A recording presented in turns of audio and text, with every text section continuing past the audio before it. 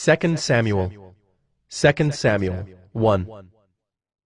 After the death of Saul, when David had returned from striking down the Amalekites, David remained 2 days in Ziklag. And on the 3rd day, behold, a man came from Saul's camp, with his clothes torn and dirt on his head. And when he came to David, he fell to the ground and paid homage. David said to him, "Where do you come from?" And he said to him, "I have escaped from the camp of Israel." And David said to him, "How did it go? Tell me." And he answered, "The people fled from the battle, and also many of the people have fallen and are dead. And Saul and his son Jonathan are also dead." Then David said to the young man who told him, "How do you know that Saul and his son Jonathan are dead?" And the young man who told him said, "By chance I happened to be on Mount Gilboa, and there was Saul leaning on his spear. And behold, the chariots and the horsemen were close upon him.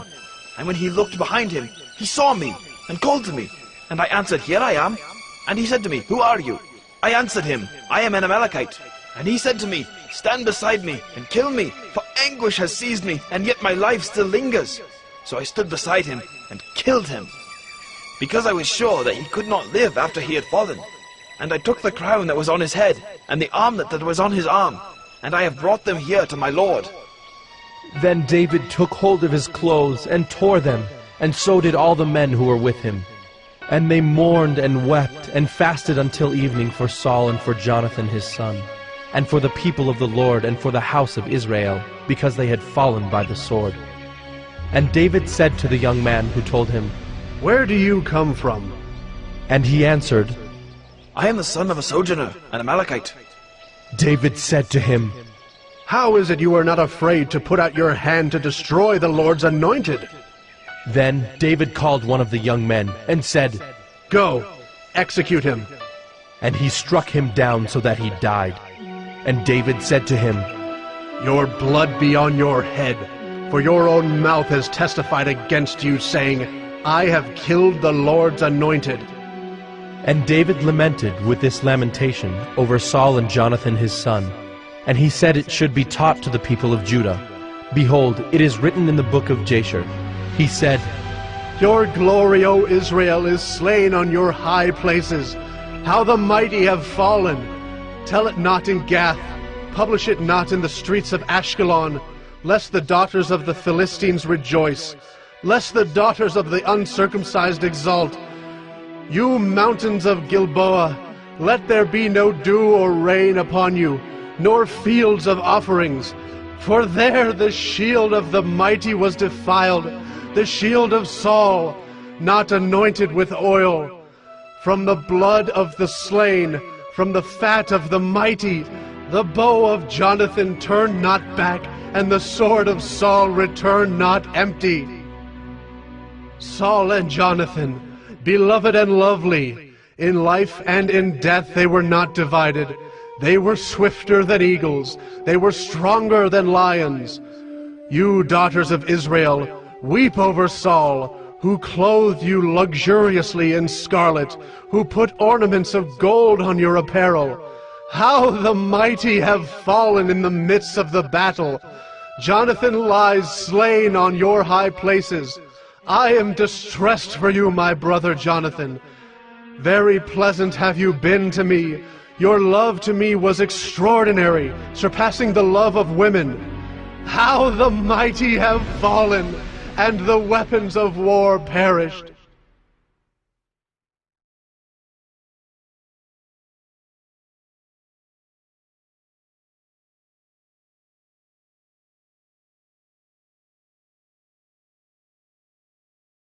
Second Samuel 2. After this, David inquired of the Lord, "Shall I go up into any of the cities of Judah?" And the Lord said to him, "Go up." David said, "To which shall I go up?" And he said, "To Hebron." So David went up there, and his 2 wives also, Ahinoam of Jezreel, and Abigail the widow of Nabal of Carmel. And David brought up his men who were with him, everyone with his household, and they lived in the towns of Hebron. And the men of Judah came, and there they anointed David king over the house of Judah. When they told David, It was the men of Jabesh Gilead who buried Saul. David sent messengers to the men of Jabesh Gilead and said to them, May you be blessed by the Lord, because you showed this loyalty to Saul, your Lord, and buried him.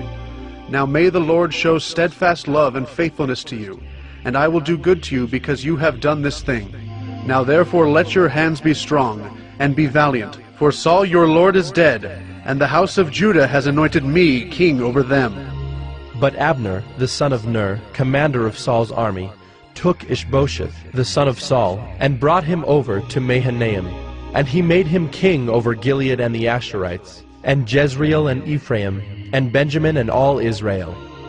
Ishbosheth, Saul's son, was 40 years old when he began to reign over Israel, and he reigned 2 years. But the house of Judah followed David. And the time that David was king in Hebron over the house of Judah was 7 years and 6 months. Abner the son of Ner, and the servants of Ishbosheth the son of Saul, went out from Mahanaim to Gibeon. And Joab the son of Zeruiah and the servants of David went out and met them at the pool of Gibeon.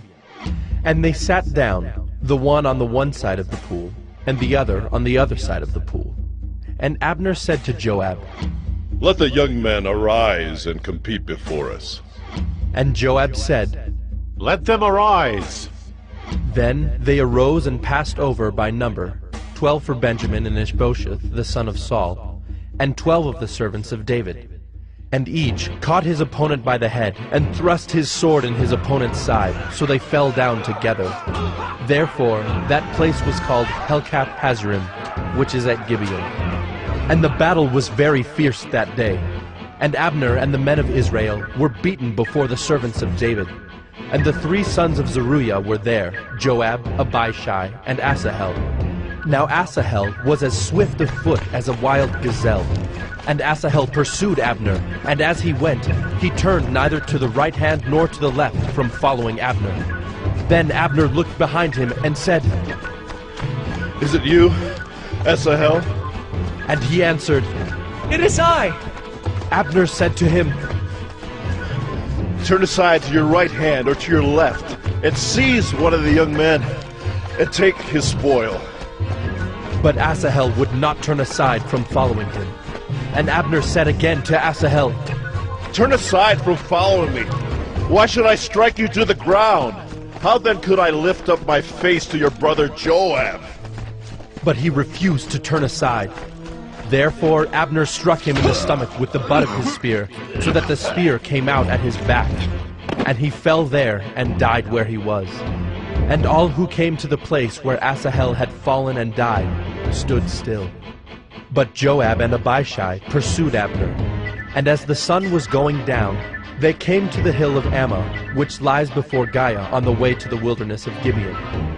And the people of Benjamin gathered themselves together behind Abner, and became one group, and took their stand on the top of a hill. Then Abner called to Joab, Shall the sword devour forever? Do you not know that the end will be bitter? How long will it be before you tell your people to turn from the pursuit of their brothers? And Joab said, As God lives, if you had not spoken, surely the men would not have given up the pursuit of their brothers until the morning. So Joab blew the trumpet, and all the men stopped, and pursued Israel no more, nor did they fight any more. And Abner and his men went all that night through the Arabah. They crossed the Jordan, and marching the whole morning they came to Mahanaim. Joab returned from the pursuit of Abner. And when he had gathered all the people together, there were missing from David's servants 19 men besides Asahel. But the servants of David had struck down of Benjamin 360 of Abner's men. And they took up Asahel, and buried him in the tomb of his father, which was at Bethlehem. And Joab and his men marched all night, and the day broke upon them at Hebron.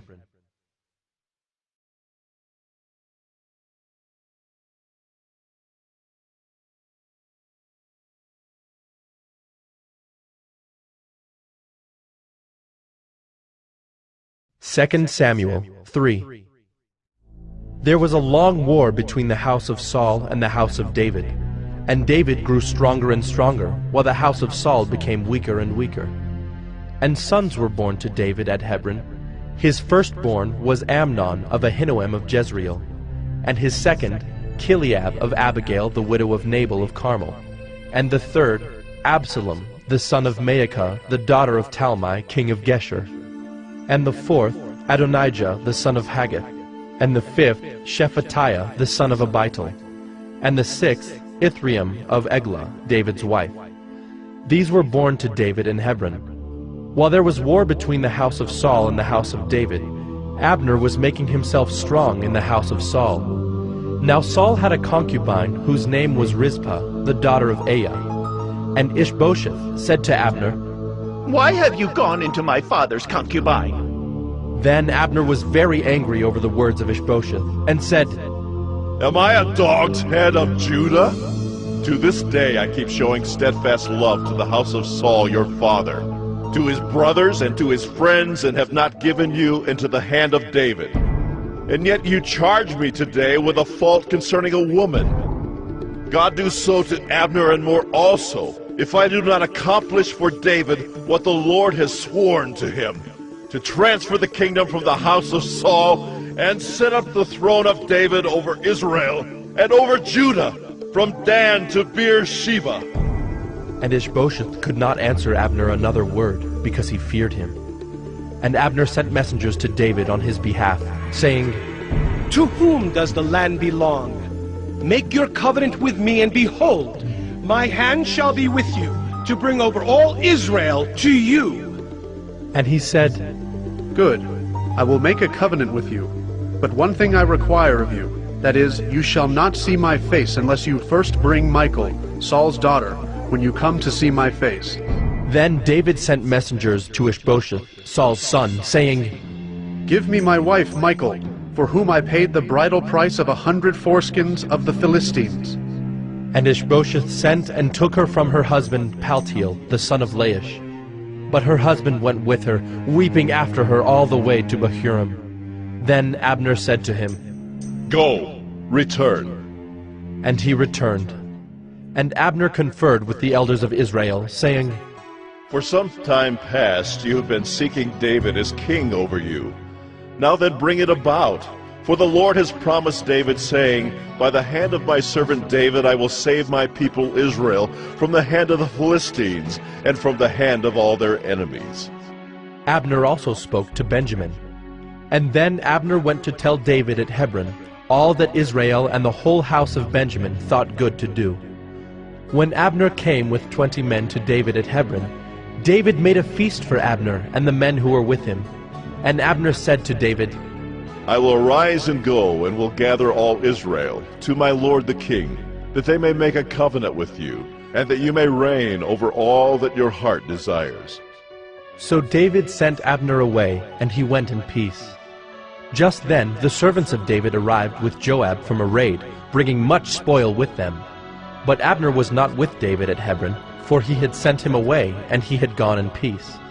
When Joab and all the army that was with him came, it was told Joab, Abner the son of Ner came to the king, and he has let him go, and he has gone in peace. Then Joab went to the king and said, What have you done? Behold, Abner came to you. Why is it that you have sent him away so that he is gone? You know that Abner the son of Ner came to deceive you, and to know you're going out and you're coming in, and to know all that you are doing. When Joab came out from David's presence, he sent messengers after Abner, and they brought him back from the cistern of Sirah. But David did not know about it. And when Abner returned to Hebron, Joab took him aside into the midst of the gate to speak with him privately. And there he struck him in the stomach so that he died for the blood of Asahel his brother. Afterward, when David heard of it, he said, I and my kingdom are forever guiltless before the Lord for the blood of Abner the son of Ner. May it fall upon the head of Joab and upon all his father's house, and may the house of Joab never be without one who has a discharge, or who is leprous, or who holds a spindle, or who falls by the sword, or who lacks bread. So Joab and Abishai his brother killed Abner, because he had put their brother Asahel to death in the battle at Gibeon. Then David said to Joab and to all the people who were with him, Tear your clothes and put on sackcloth and mourn before Abner. And King David followed the bier. They buried Abner at Hebron, And the king lifted up his voice and wept at the grave of Abner, and all the people wept. And the king lamented for Abner, saying, Should Abner die as a fool dies? Your hands were not bound, your feet were not fettered. As one falls before the wicked, you have fallen. And all the people wept again over him. Then all the people came to persuade David to eat bread while it was yet day. But David swore, saying, God, do so to me and more also, if I taste bread or anything else till the sun goes down. And all the people took notice of it, and it pleased them, as everything that the king did pleased all the people. So all the people and all Israel understood that day that it had not been the king's will to put to death Abner the son of Ner. And the king said to his servants, Do you not know that a prince and a great man has fallen this day in Israel? And I was gentle today, though anointed king. These men, the sons of Zeruiah, are more severe than I. The Lord repay the evildoer according to his wickedness.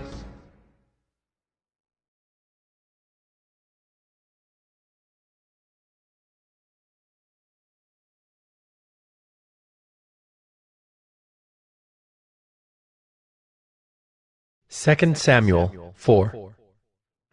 When Ishbosheth, Saul's son, heard that Abner had died at Hebron, his courage failed, and all Israel was dismayed.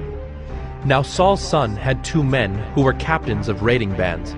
The name of the one was Baanah, and the name of the other Rechab, sons of Rimmon, a man of Benjamin from Beeroth, for Beeroth also is counted part of Benjamin. The Beerothites fled to Gittaim and have been sojourners there to this day.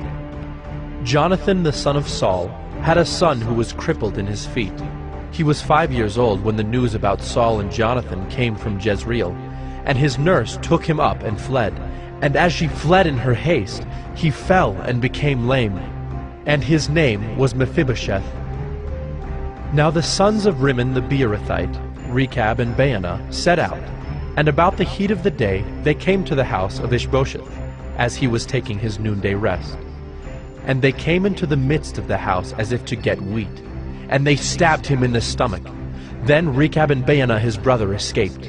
When they came into the house, as he lay on his bed in his bedroom, they struck him and put him to death and beheaded him. They took his head and went by the way of the Arabah all night, and brought the head of Ishbosheth to David at Hebron. And they said to the king, Here is the head of Ishbosheth, the son of Saul, your enemy, who sought your life. The Lord has avenged my lord the king this day on Saul and on his offspring. But David answered Rechab and Baanah his brother, the sons of Rimmon the Beerothite, As the Lord lives, who has redeemed my life out of every adversity, when one told me, Behold, Saul is dead, and thought he was bringing good news, I seized him and killed him at Ziklag, which was the reward I gave him for his news. How much more, when wicked men have killed a righteous man in his own house on his bed, shall I not now require his blood at your hand and destroy you from the earth? And David commanded his young men, and they killed them and cut off their hands and feet, and hanged them beside the pool at Hebron. But they took the head of Ishbosheth, and buried it in the tomb of Abner at Hebron.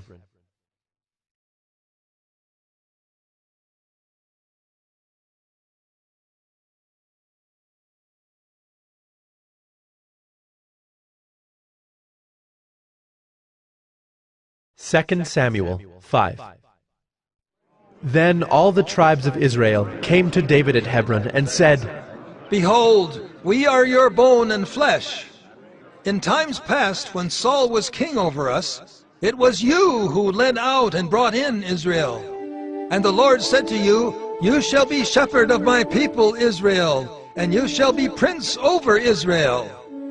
So all the elders of Israel came to the king at Hebron, and King David made a covenant with them at Hebron before the Lord, and they anointed David king over Israel. David was 30 years old when he began to reign, and he reigned 40 years. At Hebron he reigned over Judah 7 years and 6 months, and at Jerusalem he reigned over all Israel and Judah 33 years. And the king and his men went to Jerusalem against the Jebusites, the inhabitants of the land, who said to David, "You will not come in here, but the blind and the lame will ward you off." Thinking, "David cannot come in here." Nevertheless, David took the stronghold of Zion, that is the city of David.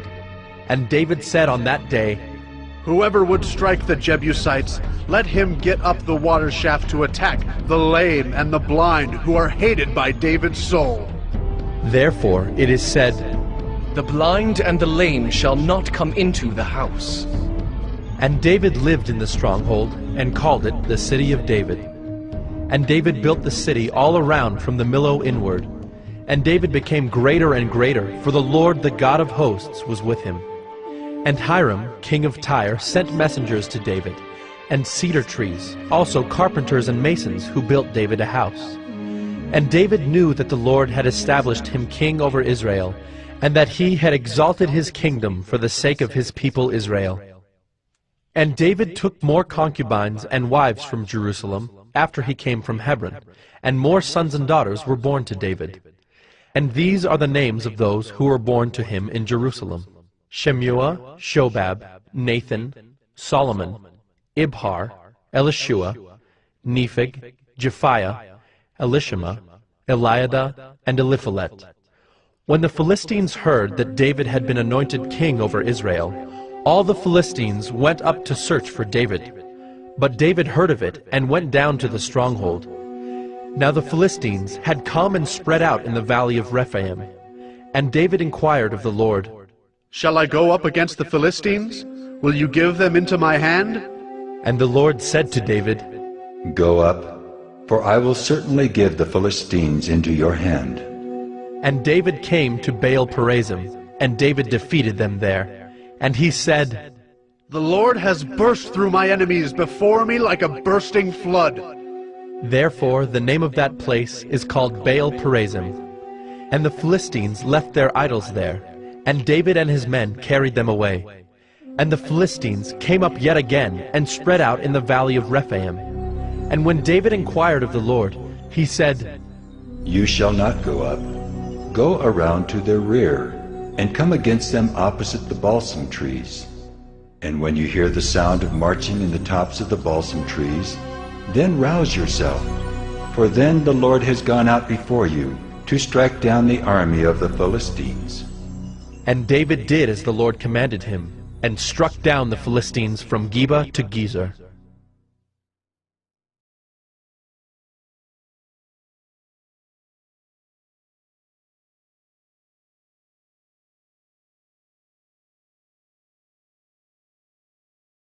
Second Samuel 6. David again gathered all the chosen men of Israel, 30,000.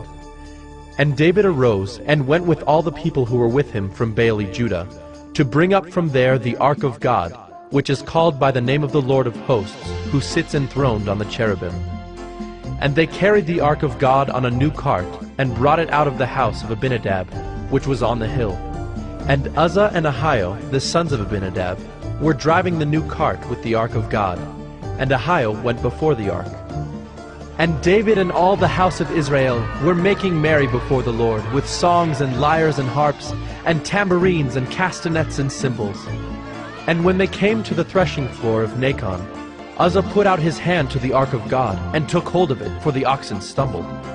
And the anger of the Lord was kindled against Uzzah, and God struck him down there because of his error, and he died there beside the ark of God. And David was angry because the Lord had burst forth against Uzzah. And that place is called Perez-Uzzah to this day. And David was afraid of the Lord that day. And he said, "How can the ark of the Lord come to me?" So David was not willing to take the ark of the Lord into the city of David. But David took it aside to the house of Obed-Edom the Gittite. And the ark of the Lord remained in the house of Obed-Edom the Gittite 3 months. And the Lord blessed Obed-Edom and all his household. And it was told King David, "The Lord has blessed the household of Obed-Edom and all that belongs to him because of the ark of God." So David went and brought up the ark of God from the house of Obed-Edom to the city of David with rejoicing. And when those who bore the ark of the Lord had gone 6 steps, he sacrificed an ox and a fattened animal. And David danced before the Lord with all his might, and David was wearing a linen ephod. So David and all the house of Israel brought up the ark of the Lord with shouting and with the sound of the horn. As the ark of the Lord came into the city of David, Michal, the daughter of Saul, looked out of the window, and saw King David leaping and dancing before the Lord, and she despised him in her heart. And they brought in the ark of the Lord, and set it in its place, inside the tent that David had pitched for it. And David offered burnt offerings and peace offerings before the Lord. And when David had finished offering the burnt offerings and the peace offerings, he blessed the people in the name of the Lord of hosts, and distributed among all the people, the whole multitude of Israel, both men and women, a cake of bread, a portion of meat, and a cake of raisins to each one. Then all the people departed, each to his house. And David returned to bless his household. But Michal, the daughter of Saul, came out to meet David, and said, "How the king of Israel honored himself today, uncovering himself today before the eyes of his servants, female servants, as one of the vulgar fellows shamelessly uncovers himself." And David said to Michal, "It was before the Lord who chose me above your father and above all his house, to appoint me as prince over Israel, the people of the Lord, and I will make merry before the Lord. I will make myself yet more contemptible than this, and I will be abased in your eyes. But by the female servants of whom you have spoken, by them I shall be held in honor." And Michal, the daughter of Saul, had no child to the day of her death.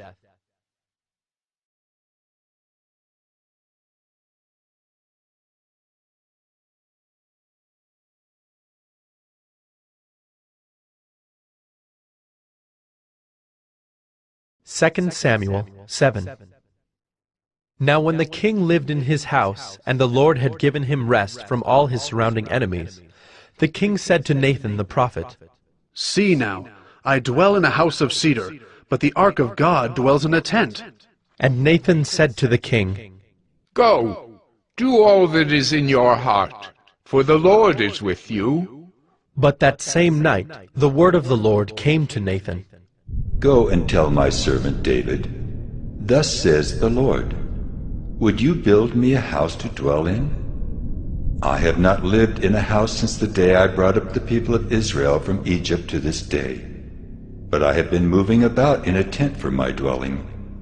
In all places where I have moved with all the people of Israel, did I speak a word with any of the judges of Israel, whom I commanded to shepherd my people Israel, saying, why have you not built me a house of cedar?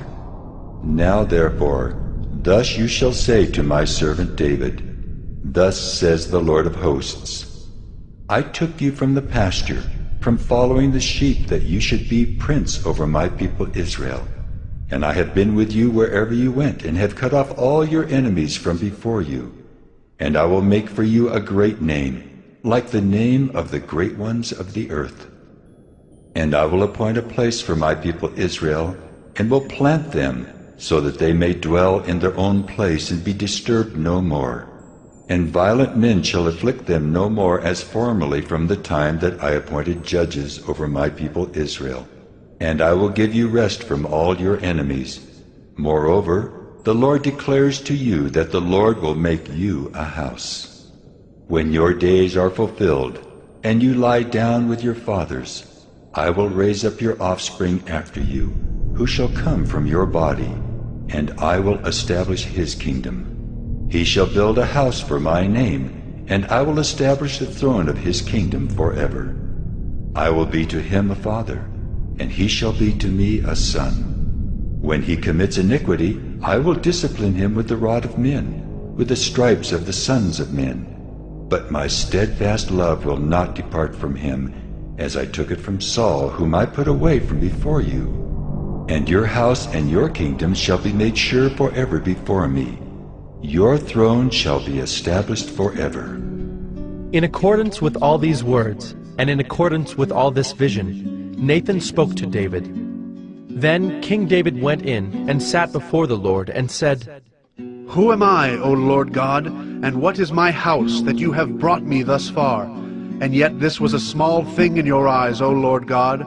You have spoken also of your servant's house for a great while to come, and this is instruction for mankind, O Lord God. And what more can David say to you? For you know your servant, O Lord God. Because of your promise, and according to your own heart, you have brought about all this greatness, to make your servant know it. Therefore you are great, O Lord God, for there is none like you, and there is no God besides you, according to all that we have heard with our ears. And who is like your people Israel, the one nation on earth whom God went to redeem to be his people, making himself a name, and doing for them great and awesome things, by driving out before your people whom you redeemed for yourself from Egypt, a nation and its gods. And you established for yourself your people Israel, to be your people forever. And you, O Lord, became their God. And now, O Lord God, confirm forever the word that you have spoken concerning your servant and concerning his house, and do as you have spoken. And your name will be magnified forever, saying, The Lord of hosts is God over Israel, and the house of your servant David will be established before you. For you, O Lord of hosts, the God of Israel, have made this revelation to your servant, saying, I will build you a house. Therefore your servant has found courage to pray this prayer to you. And now, O Lord God, you are God, and your words are true, and you have promised this good thing to your servant. Now therefore may it please you to bless the house of your servant, so that it may continue forever before you.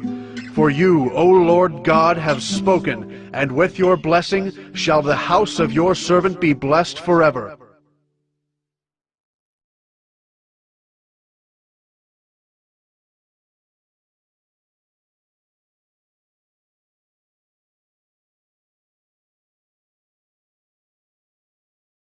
Second Samuel 8.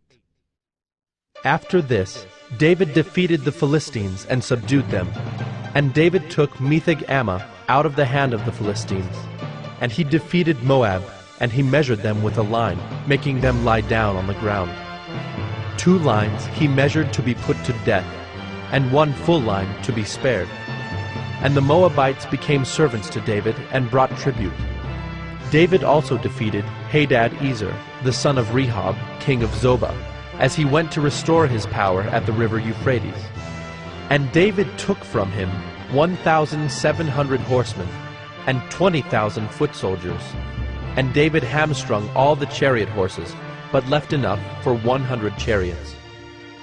And when the Syrians of Damascus came to help Hadad-ezer, king of Zobah, David struck down 22,000 men of the Syrians. Then David put garrisons in Aram of Damascus, and the Syrians became servants to David and brought tribute. And the Lord gave victory to David wherever he went. And David took the shields of gold that were carried by the servants of Hadad-ezer, and brought them to Jerusalem. And from Betah and from Berothai, cities of Hadad-ezer, King David took very much bronze. When Toi, king of Hamath, heard that David had defeated the whole army of Hadad-ezer, Toi sent his son Joram to King David to ask about his health and to bless him, because he had fought against Hadad-ezer and defeated him. For Hadad-ezer had often been at war with Toi. And Joram brought with him articles of silver, of gold, and of bronze. These also King David dedicated to the Lord, together with the silver and gold that he dedicated from all the nations he subdued, from Edom, Moab, the Ammonites, the Philistines, Amalek, and from the spoil of Hadad-ezer, the son of Rehob, king of Zobah. And David made a name for himself when he returned from striking down 18,000 Edomites in the valley of Salt. Then he put garrisons in Edom. Throughout all Edom he put garrisons, and all the Edomites became David's servants. And the Lord gave victory to David wherever he went. So David reigned over all Israel, and David administered justice and equity to all his people. Joab, the son of Zeruiah, was over the army, and Jehoshaphat, the son of Ahilud, was recorder. And Zadok, the son of Ahitub, and Ahimelech, the son of Abiathar, were priests. And Seraiah was secretary. And Benaiah, the son of Jehoiada, was over the Kerethites and the Pelethites. And David's sons were priests.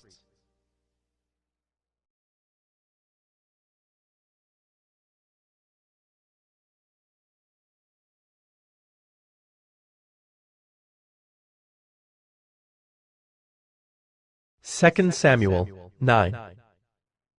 And David said, Is there still anyone left of the house of Saul, that I may show him kindness for Jonathan's sake?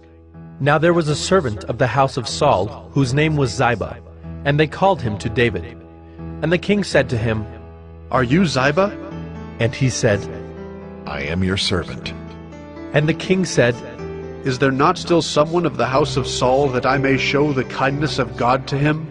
Ziba said to the king, There is still a son of Jonathan. He is crippled in his feet. The king said to him, Where is he? And Ziba said to the king, He is in the house of Machir, the son of Ammiel, at Lodebar. Then King David sent and brought him from the house of Machir, the son of Ammiel, at Lodebar. And Mephibosheth, the son of Jonathan, son of Saul, came to David and fell on his face and paid homage. And David said, Mephibosheth. And he answered, Behold, I am your servant. And David said to him, Do not fear, for I will show you kindness for the sake of your father Jonathan, and I will restore to you all the land of Saul your father, and you shall eat at my table always. And he paid homage and said, What is your servant, that you should show regard for a dead dog such as I? Then the king called Ziba, Saul's servant, and said to him, All that belonged to Saul and to all his house I have given to your master's grandson. And you and your sons and your servants shall till the land for him and shall bring in the produce, that your master's grandson may have bread to eat. But Mephibosheth, your master's grandson, shall always eat at my table. Now Ziba had 15 sons and 20 servants. Then Ziba said to the king, According to all that my lord the king commands his servant, so will your servant do.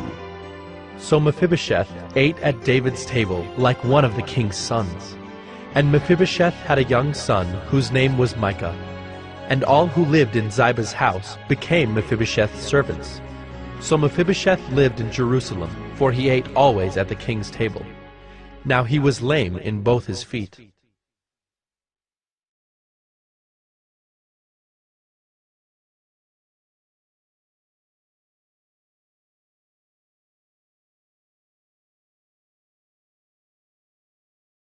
Second Samuel 10.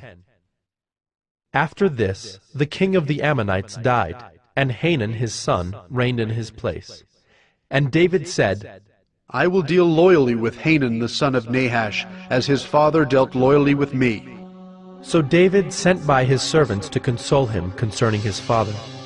And David's servants came into the land of the Ammonites. But the princes of the Ammonites said to Hanun their lord, Do you think because David has sent comforters to you that he is honoring your father? Has not David sent his servants to you to search the city and to spy it out and to overthrow it? So Hanun took David's servants and shaved off half the beard of each and cut off their garments in the middle at their hips and sent them away. When it was told David, he sent to meet them, for the men were greatly ashamed. And the king said, Remain at Jericho until your beards have grown, and then return. When the Ammonites saw that they had become a stench to David, the Ammonites sent and hired the Syrians of Beth-rehob, and the Syrians of Zobah, 20,000 foot soldiers, and the king of Maacah with 1,000 men, and the men of Tob, 12,000 men. And when David heard of it, he sent Joab and all the host of the mighty men. And the Ammonites came out and drew up in battle array at the entrance of the gate. And the Syrians of Zobah and of Rehob, and the men of Tob and Maacah were by themselves in the open country. When Joab saw that the battle was set against him, both in front and in the rear, he chose some of the best men of Israel and arrayed them against the Syrians. The rest of his men he put in the charge of Abishai his brother, and he arrayed them against the Ammonites. And he said, If the Syrians are too strong for me, then you shall help me. But if the Ammonites are too strong for you, then I will come and help you. Be of good courage, and let us be courageous for our people, and for the cities of our God, and may the Lord do what seems good to him. So Joab and the people who were with him drew near to battle against the Syrians, and they fled before him. And when the Ammonites saw that the Syrians fled, they likewise fled before Abishai and entered the city. Then Joab returned from fighting against the Ammonites and came to Jerusalem. But when the Syrians saw that they had been defeated by Israel, they gathered themselves together. And Hadad-ezer sent and brought out the Syrians who were beyond the Euphrates.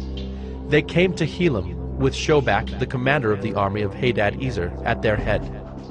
And when it was told David, he gathered all Israel together and crossed the Jordan and came to Helam. The Syrians arrayed themselves against David and fought with him. And the Syrians fled before Israel, and David killed of the Syrians the men of 700 chariots and 40,000 horsemen, and wounded Shobach, the commander of their army, so that he died there. And when all the kings who were servants of Hadad-ezer saw that they had been defeated by Israel, they made peace with Israel and became subject to them. So the Syrians were afraid to save the Ammonites any more.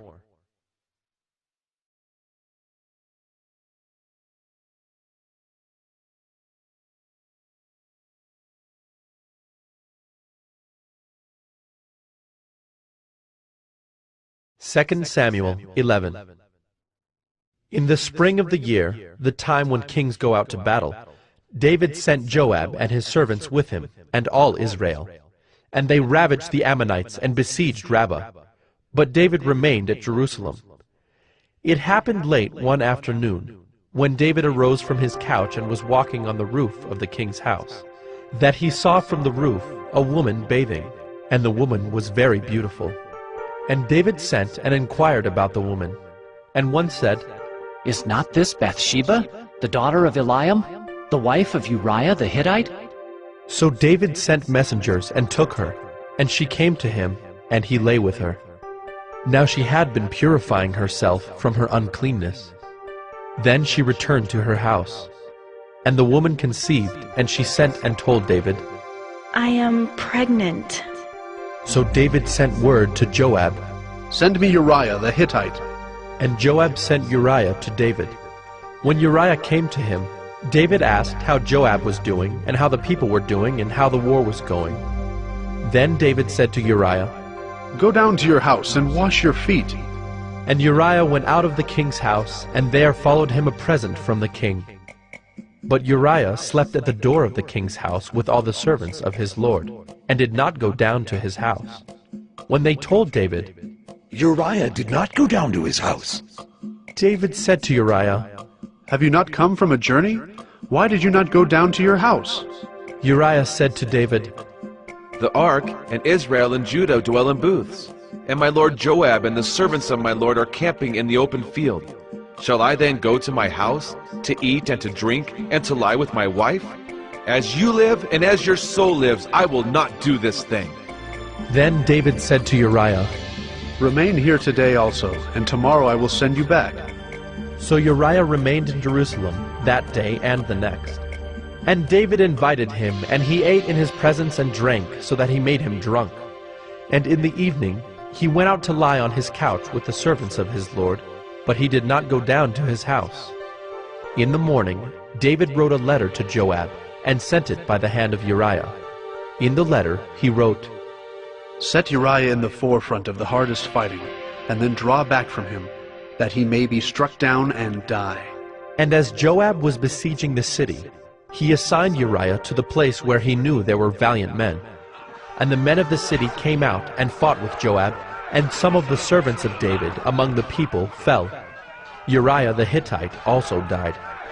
Then Joab sent and told David all the news about the fighting. And he instructed the messenger, "When you have finished telling all the news about the fighting to the king, then, if the king's anger rises, and if he says to you, 'Why did you go so near the city to fight? Did you not know that they would shoot from the wall? Who killed Abimelech, the son of Jerubasheth?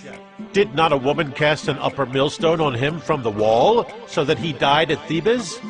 Why did you go so near the wall?' Then you shall say, 'Your servant Uriah the Hittite is dead also.'" So the messenger went and came and told David all that Joab had sent him to tell. The messenger said to David, "The men gained an advantage over us and came out against us in the field, but we drove them back to the entrance of the gate. Then the archers shot at your servants from the wall.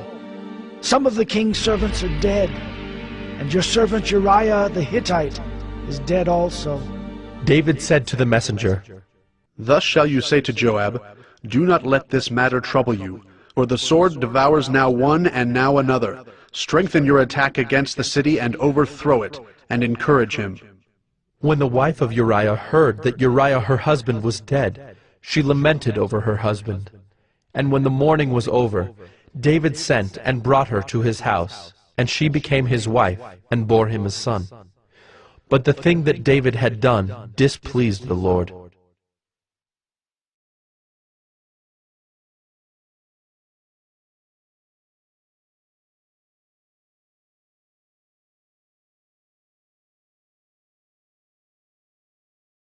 Second Samuel 12.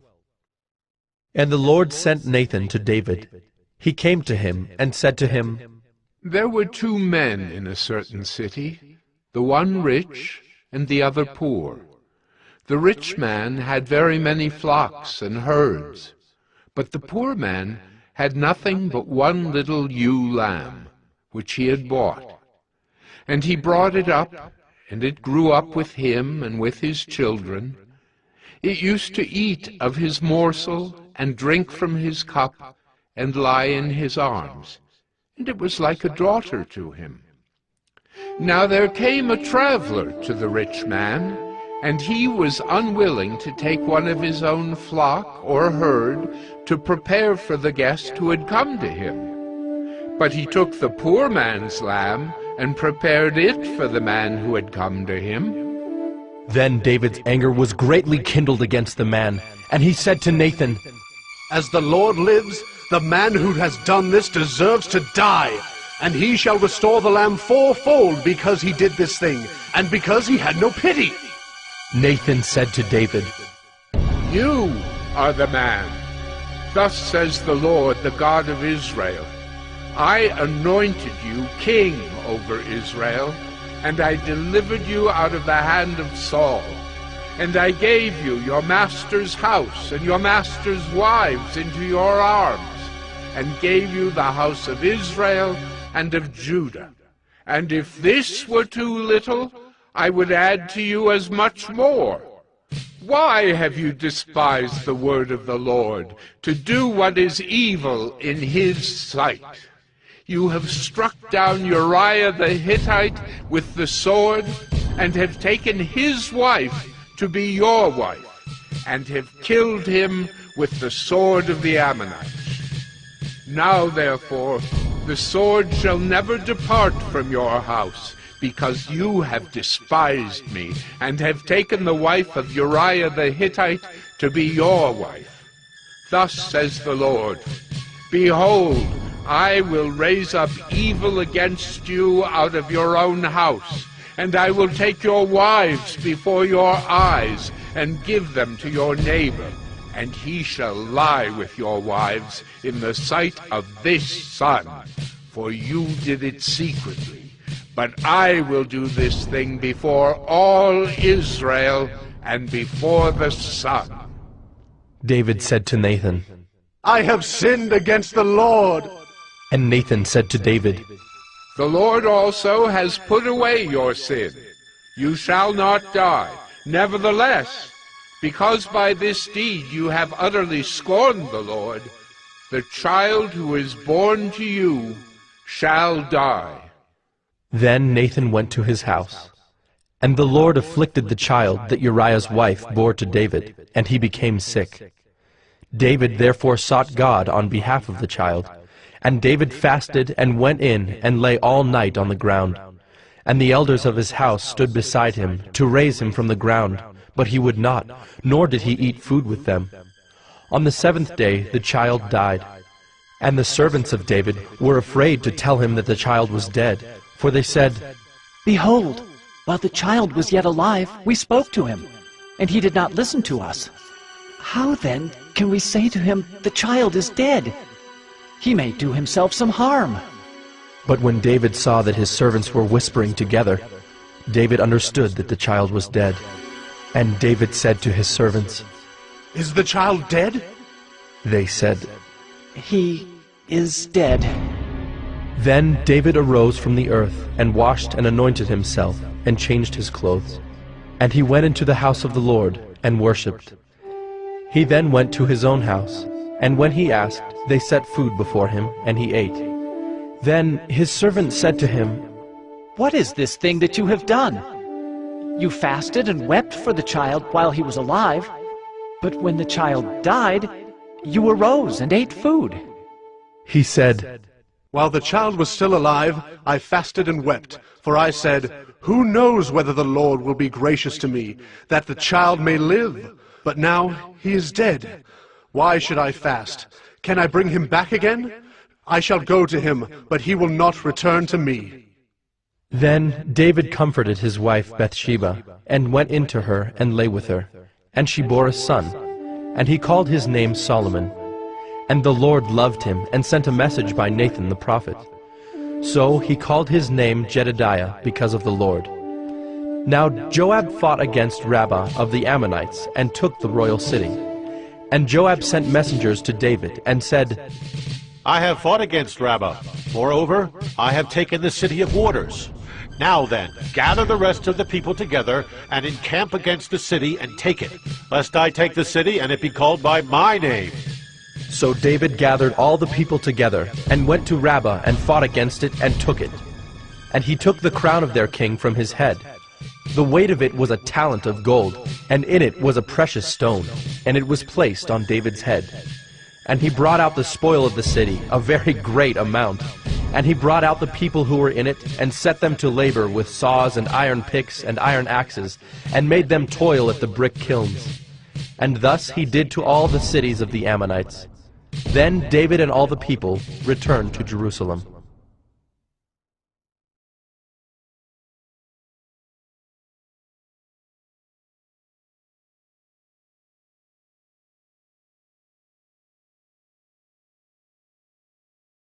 Second Samuel 13. Now Absalom, David's son, had a beautiful sister, whose name was Tamar. And after a time, Amnon, David's son, loved her. And Amnon was so tormented that he made himself ill because of his sister Tamar, for she was a virgin, and it seemed impossible to Amnon to do anything to her. But Amnon had a friend, whose name was Jonadab, the son of Shimeah, David's brother. And Jonadab was a very crafty man. And he said to him, "O son of the king, why are you so haggard morning after morning? Will you not tell me?" Amnon said to him, "I love Tamar, my brother Absalom's sister." Jonadab said to him, "Lie down on your bed and pretend to be ill, and when your father comes to see you, say to him, 'Let my sister Tamar come and give me bread to eat, and prepare the food in my sight, that I may see it and eat it from her hand.'" So Amnon lay down and pretended to be ill. And when the king came to see him, Amnon said to the king, "Please, let my sister Tamar come and make a couple of cakes in my sight, that I may eat from her hand." Then David sent home to Tamar, saying, "Go to your brother Amnon's house and prepare food for him." So Tamar went to her brother Amnon's house, where he was lying down. And she took dough and kneaded it, and made cakes in his sight, and baked the cakes. And she took the pan and emptied it out before him, but he refused to eat. And Amnon said, "Send out everyone from me." So everyone went out from him. Then Amnon said to Tamar, "Bring the food into the chamber, that I may eat from your hand." And Tamar took the cakes she had made, and brought them into the chamber to Amnon her brother. But when she brought them near him to eat, he took hold of her, and said to her, "Come, lie with me, my sister." She answered him, "No, my brother, do not violate me, for such a thing is not done in Israel. Do not do this outrageous thing. As for me, where could I carry my shame? And as for you, you would be as one of the outrageous fools in Israel. Now therefore, please speak to the king, for he will not withhold me from you." But he would not listen to her, and being stronger than she, he violated her and lay with her. Then Amnon hated her with very great hatred, so that the hatred with which he hated her was greater than the love with which he had loved her. And Amnon said to her, "Get up! Go!" But she said to him, "Oh, my brother, for this wrong in sending me away is greater than the other that you did to me." But he would not listen to her. He called the young man who served him and said, "Put this woman out of my presence and bolt the door after her." Now she was wearing a long robe with sleeves, for thus were the virgin daughters of the king dressed. So his servant put her out and bolted the door after her. And Tamar put ashes on her head and tore the long robe that she wore. And she laid her hand on her head and went away, crying aloud as she went. And her brother Absalom said to her, "Has Amnon your brother been with you? Now hold your peace, my sister. He is your brother. Do not take this to heart." So Tamar lived a desolate woman in her brother Absalom's house. When King David heard of all these things, he was very angry. But Absalom spoke to Amnon, neither good nor bad. For Absalom hated Amnon because he had violated his sister Tamar. After 2 full years, Absalom had sheep shearers at Baal Hazor, which is near Ephraim. And Absalom invited all the king's sons. And Absalom came to the king and said, "Behold, your servant has sheep shears. Please let the king and his servants go with your servant." But the king said to Absalom, "No, my son, let us not all go, lest we be burdensome to you." He pressed him, but he would not go, but gave him his blessing. Then Absalom said, "If not, please let my brother Amnon go with us." And the king said to him, "Why should he go with you?" But Absalom pressed him until he let Amnon and all the king's sons go with him. Then Absalom commanded his servants, "Mark when Amnon's heart is merry with wine, and when I say to you, 'Strike Amnon, then kill him.' Do not fear, have I not commanded you? Be courageous and be valiant." So the servants of Absalom did to Amnon as Absalom had commanded. Then all the king's sons arose, and each mounted his mule and fled. While they were on the way, news came to David, Absalom has struck down all the king's sons, and not one of them is left. Then the king arose and tore his garments, and lay on the earth. And all his servants who were standing by tore their garments. But Jonadab, the son of Shimeah, David's brother, said, "Let not my lord suppose that they have killed all the young men, the king's sons, for Amnon alone is dead. For by the command of Absalom, this has been determined from the day he violated his sister Tamar. Now, therefore, let not my lord the king so take it to heart as to suppose that all the king's sons are dead, for Amnon alone is dead." But Absalom fled, and the young man who kept the watch lifted up his eyes and looked, and behold, many people were coming from the road behind him by the side of the mountain. And Jonadab said to the king, "Behold, the king's sons have come. As your servant said, so it has come about." And as soon as he had finished speaking, behold, the king's sons came and lifted up their voice and wept. And the king also, and all his servants, wept very bitterly. But Absalom fled, and went to Talmai, the son of Ammihud, king of Geshur. And David mourned for his son day after day. So Absalom fled, and went to Geshur, and was there 3 years. And the spirit of the king longed to go out to Absalom, because he was comforted about Amnon, since he was dead.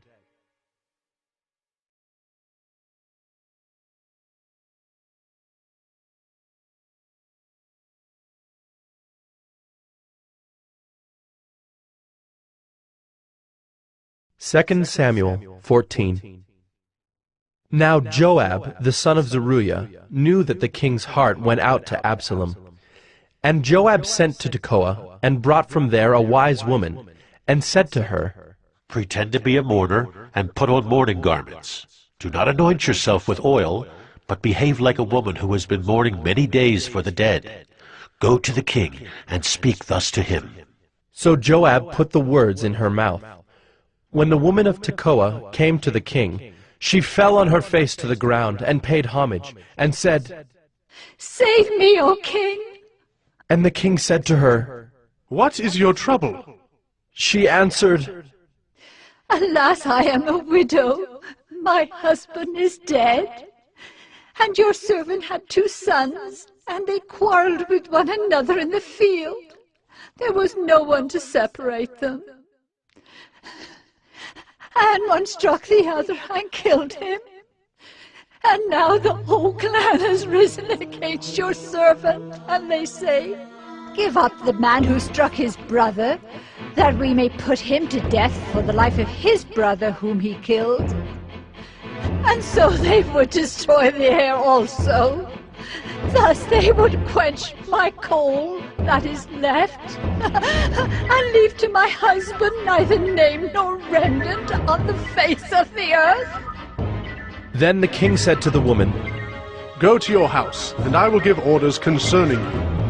And the woman of Tekoa said to the king, On me be the guilt, my lord the king, and on my father's house.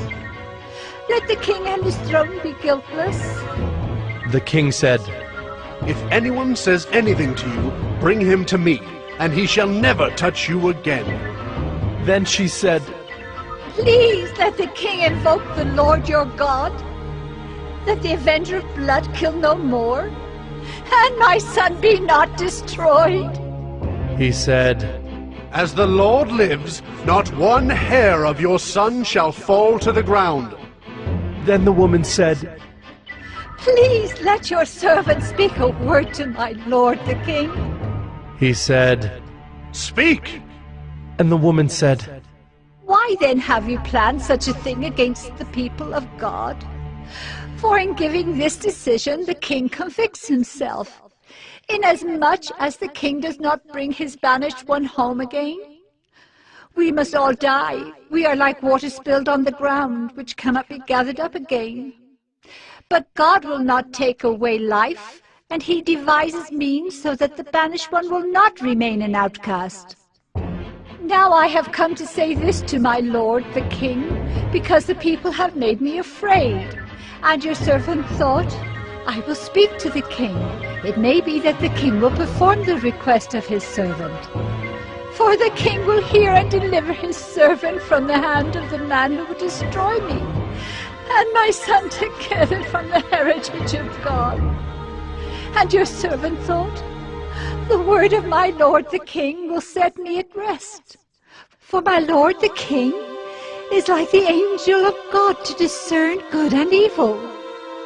The Lord your God be with you. Then the king answered the woman, "Do not hide from me anything I ask you." And the woman said, Let my lord the king speak. The king said, "Is the hand of Joab with you in all this?" The woman answered and said, As surely as you live, my lord the king, one cannot turn to the right hand or to the left from anything that my lord the king has said. It was your servant Joab who commanded me. It was he who put all these words in the mouth of your servant. In order to change the course of things, your servant Joab did this. But my lord has wisdom like the wisdom of the angel of God, to know all things that are on the earth." Then the king said to Joab, "Behold now, I grant this. Go, bring back the young man Absalom." And Joab fell on his face to the ground, and paid homage, and blessed the king. And Joab said, "Today your servant knows that I have found favor in your sight, my lord the king, in that the king has granted the request of his servant." So Joab arose and went to Geshur and brought Absalom to Jerusalem. And the king said, "Let him dwell apart in his own house. He is not to come into my presence." So Absalom lived apart in his own house, and did not come into the king's presence. Now in all Israel there was no one so much to be praised for his handsome appearance as Absalom. From the sole of his foot to the crown of his head there was no blemish in him. And when he cut the hair of his head, for at the end of every year he used to cut it, when it was heavy on him he cut it, he weighed the hair of his head, 200 shekels by the king's weight. There were born to Absalom 3 sons, and 1 daughter, whose name was Tamar. She was a beautiful woman. So Absalom lived 2 full years in Jerusalem without coming into the king's presence. Then Absalom sent for Joab to send him to the king, but Joab would not come to him. And he sent a second time, but Joab would not come. Then he said to his servants, "See, Joab's field is next to mine, and he has barley there. Go and set it on fire." So Absalom's servants set the field on fire. Then Joab arose and went to Absalom at his house and said to him, "Why have your servants set my field on fire?" Absalom answered Joab, "Behold, I send word to you. Come here that I may send you to the king to ask, why have I come from Geshur? It would be better for me to be there still. Now therefore let me go into the presence of the king, and if there is guilt in me, let him put me to death." Then Joab went to the king and told him, and he summoned Absalom. So he came to the king and bowed himself on his face to the ground before the king, and the king kissed Absalom.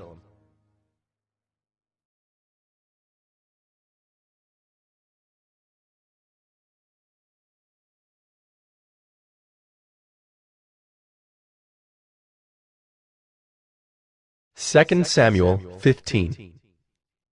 After this, Absalom got himself a chariot and horses, and 50 men to run before him. And Absalom used to rise early and stand beside the way of the gate.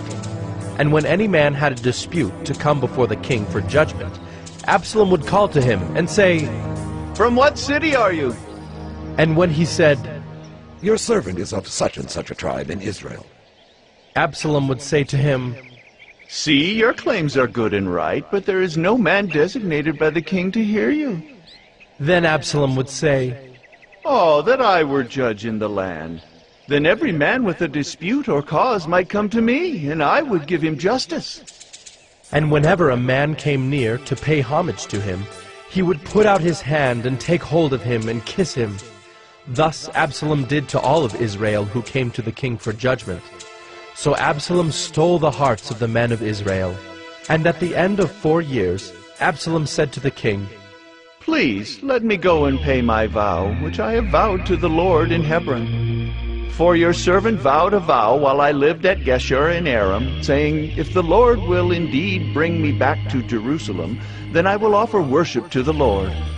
The king said to him, "Go in peace." So he arose and went to Hebron. But Absalom sent secret messengers throughout all the tribes of Israel, saying, "As soon as you hear the sound of the trumpet, then say, Absalom is king at Hebron." With Absalom went 200 men from Jerusalem who were invited guests, and they went in their innocence and knew nothing. And while Absalom was offering the sacrifices, he sent for Ahithophel the Gilonite, David's counselor, from his city Gilo. And the conspiracy grew strong, and the people with Absalom kept increasing. And a messenger came to David, saying, "The hearts of the men of Israel have gone after Absalom." Then David said to all his servants who were with him at Jerusalem, "Arise, and let us flee, or else there will be no escape for us from Absalom. Go quickly, lest he overtake us quickly and bring down ruin on us and strike the city with the edge of the sword."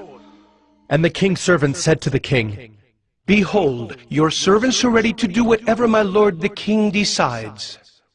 So the king went out and all his household after him. And the king left 10 concubines to keep the house.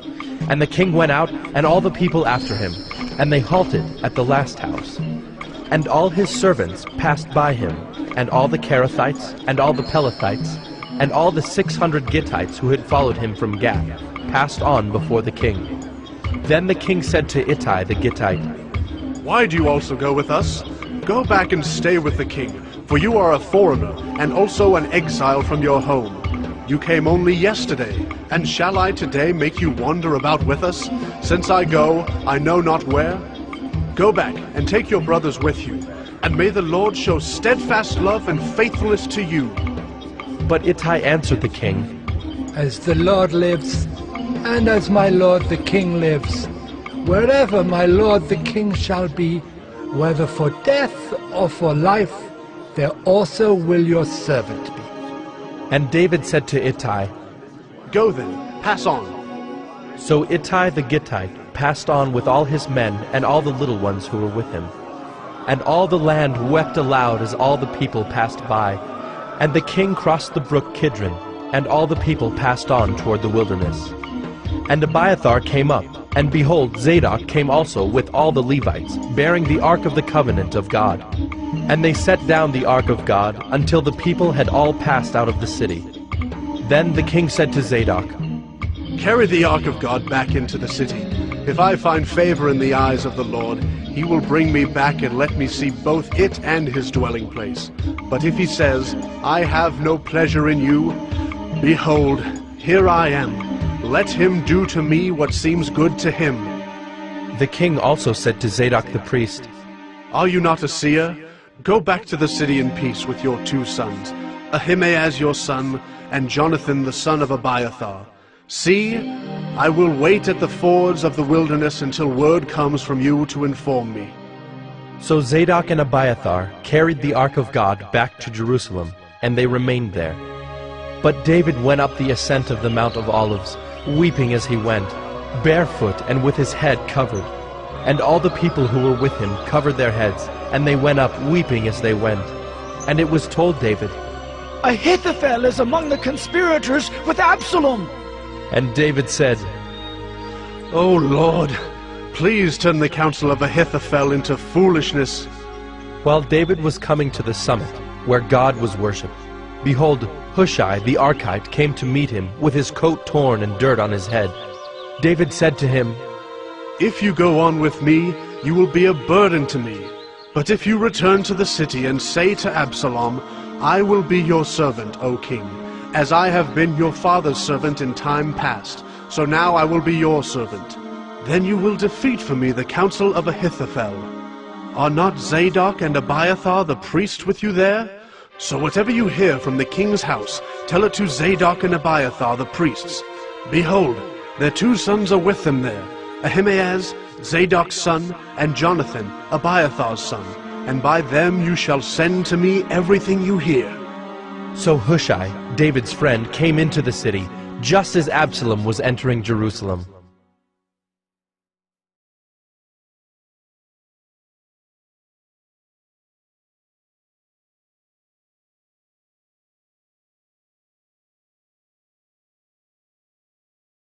Second Samuel 16.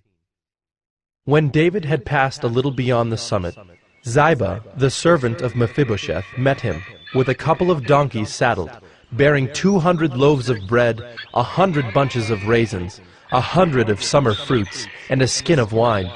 And the king said to Ziba, "Why have you brought these?" Ziba answered, "The donkeys are for the king's household to ride on, the bread and summer fruit for the young men to eat, and the wine for those who faint in the wilderness to drink." And the king said, "And where is your master's son?" Ziba said to the king, "Behold, he remains in Jerusalem, for he said, 'Today the house of Israel will give me back the kingdom of my father.'" Then the king said to Ziba, "Behold, all that belonged to Mephibosheth is now yours." And Ziba said, "I pay homage.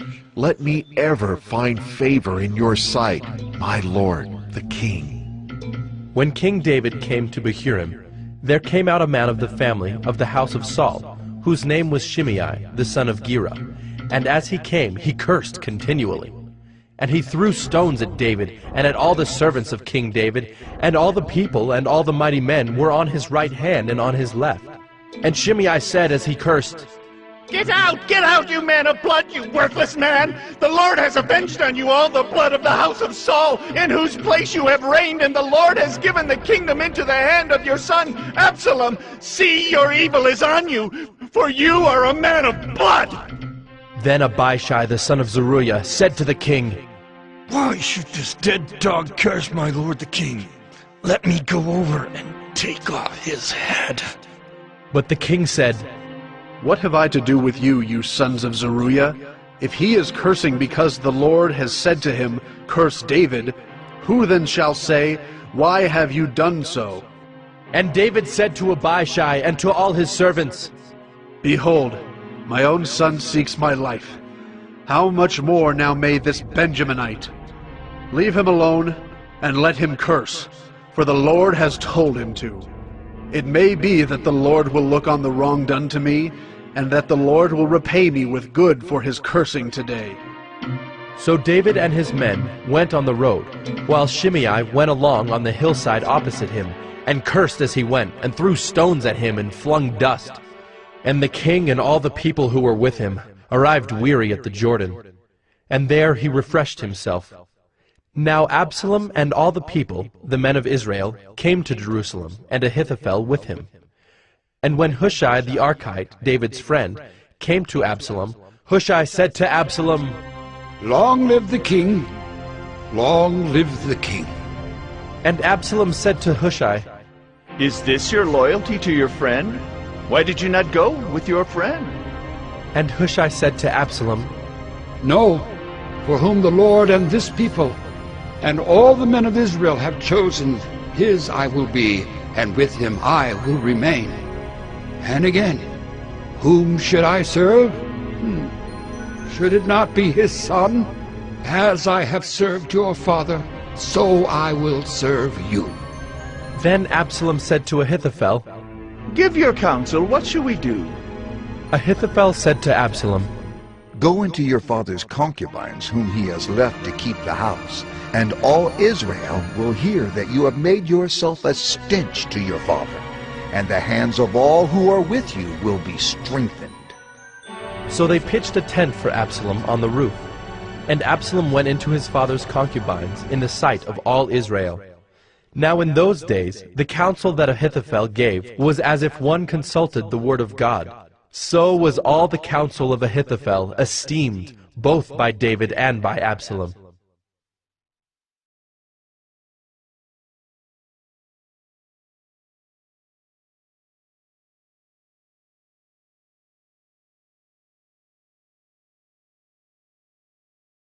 Second Samuel 17. Moreover, Ahithophel said to Absalom, "Let me choose 12,000 men, and I will arise and pursue David tonight. I will come upon him while he is weary and discouraged, and throw him into a panic. And all the people who are with him will flee. I will strike down only the king, and I will bring all the people back to you as a bride comes home to her husband. You seek the life of only one man, and all the people will be at peace." And the advice seemed right in the eyes of Absalom and all the elders of Israel. Then Absalom said, "Call Hushai the Archite also, and let us hear what he has to say." And when Hushai came to Absalom, Absalom said to him, "Thus has Ahithophel spoken. Shall we do as he says? If not, you speak." Then Hushai said to Absalom, "This time the counsel that Ahithophel has given is not good." Hushai said, "You know that your father and his men are mighty men, and that they are enraged like a bear robbed of her cubs in the field. Besides, your father is expert in war. He will not spend the night with the people. Behold, even now he has hidden himself in one of the pits or in some other place. And as soon as some of the people fall at the first attack, whoever hears it will say, 'There has been a slaughter among the people who follow Absalom.' Then even the valiant man whose heart is like the heart of a lion will utterly melt with fear, for all Israel knows that your father is a mighty man, and that those who are with him are valiant men. But my counsel is that all Israel be gathered to you, from Dan to Beersheba, as the sand by the sea for multitude, and that you go to battle in person. So we shall come upon him in some place where he is to be found, and we shall light upon him as the dew falls on the ground, and of him and all the men with him not one will be left. If he withdraws into a city, then all Israel will bring ropes to that city, and we shall drag it into the valley until not even a pebble is to be found there." And Absalom and all the men of Israel said, "The counsel of Hushai the Archite is better than the counsel of Ahithophel." For the Lord had ordained to defeat the good counsel of Ahithophel, so that the Lord might bring harm upon Absalom. Then Hushai said to Zadok and Abiathar the priests, Thus and so did Ahithophel counsel Absalom and the elders of Israel, and thus and so have I counseled.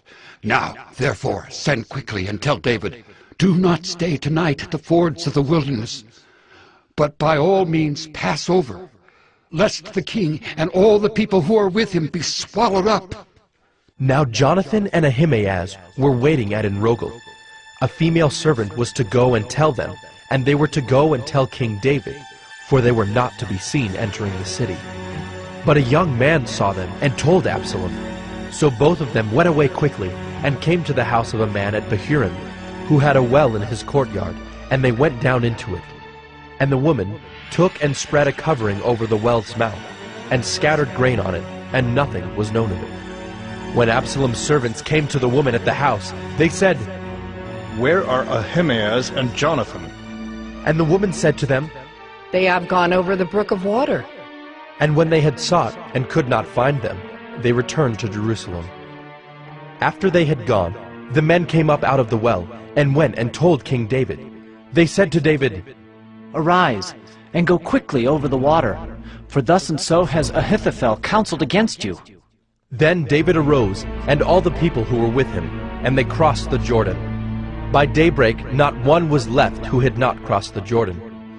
When Ahithophel saw that his counsel was not followed, he saddled his donkey and went off home to his own city. He set his house in order and hanged himself, and he died and was buried in the tomb of his father. Then David came to Mahanaim, and Absalom crossed the Jordan with all the men of Israel. Now Absalom had set Amasa over the army instead of Joab. Amasa was the son of a man named Ithra the Ishmaelite, who had married Abigail, the daughter of Nahash, sister of Zeruiah, Joab's mother. And Israel and Absalom encamped in the land of Gilead.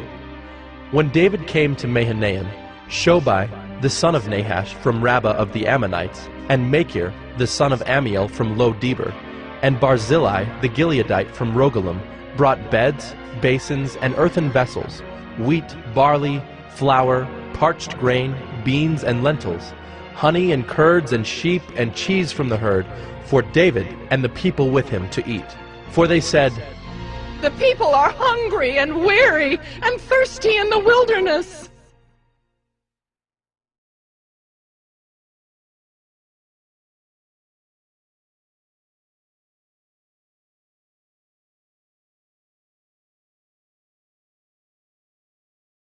Second Samuel 18. Then David mustered the men who were with him, and set over them commanders of thousands and commanders of hundreds. And David sent out the army, 1/3 under the command of Joab, 1/3 under the command of Abishai the son of Zeruiah, Joab's brother, and 1/3 under the command of Ittai the Gittite. And the king said to the men, I myself will also go out with you. But the men said, You shall not go out, for if we flee, they will not care about us. If half of us die, they will not care about us. But you are worth 10,000 of us. Therefore it is better that you send us help from the city. The king said to them, Whatever seems best to you, I will do. So the king stood at the side of the gate, while all the army marched out by hundreds and by thousands. And the king ordered Joab and Abishai and Ittai, Deal gently, for my sake, with the young man Absalom. And all the people heard when the king gave orders to all the commanders about Absalom. So the army went out into the field against Israel, and the battle was fought in the forest of Ephraim. And the men of Israel were defeated there by the servants of David, and the loss there was great on that day, 20,000 men. The battle spread over the face of all the country, and the forest devoured more people that day than the sword. And Absalom happened to meet the servants of David.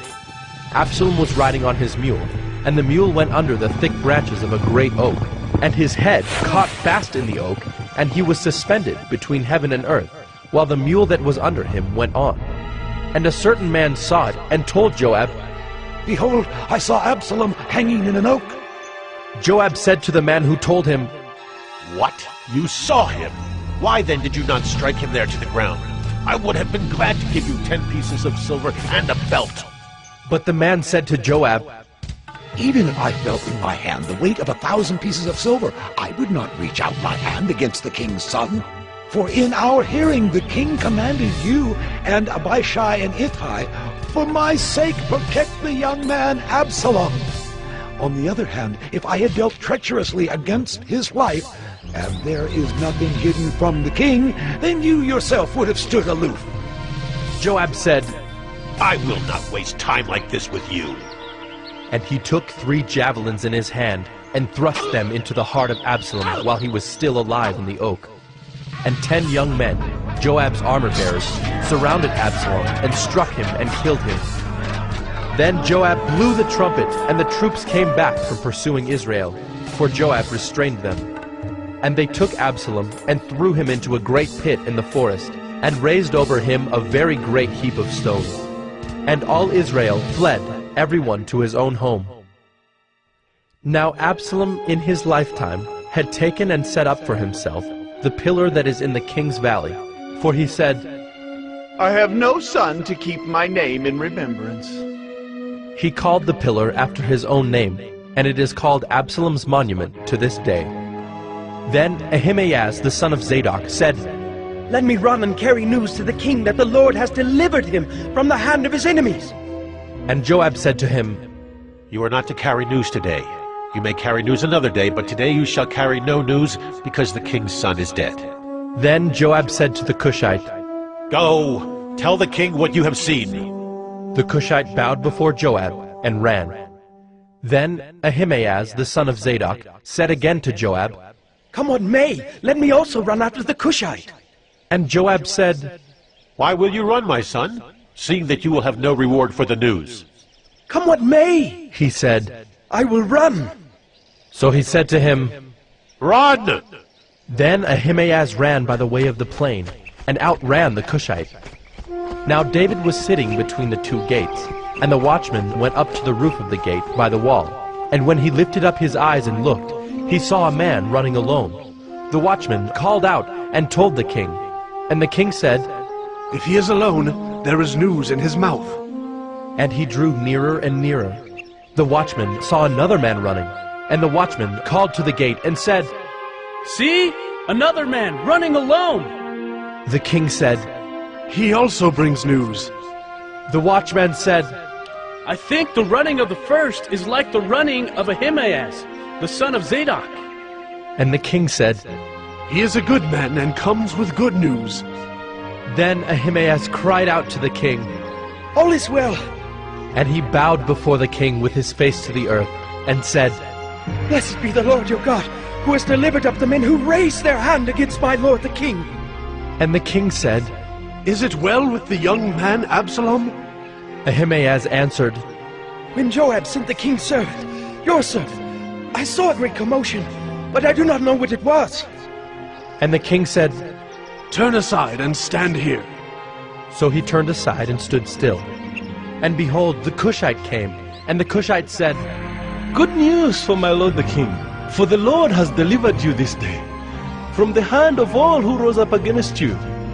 The king said to the Cushite, Is it well with the young man Absalom? And the Cushite answered, May the enemies of my lord the king and all who rise up against you for evil be like that young man. And the king was deeply moved, and went up to the chamber over the gate, and wept. And as he went, he said, Oh, my son Absalom, my son Absalom. Would I had died instead of you, O Absalom, my son, my son!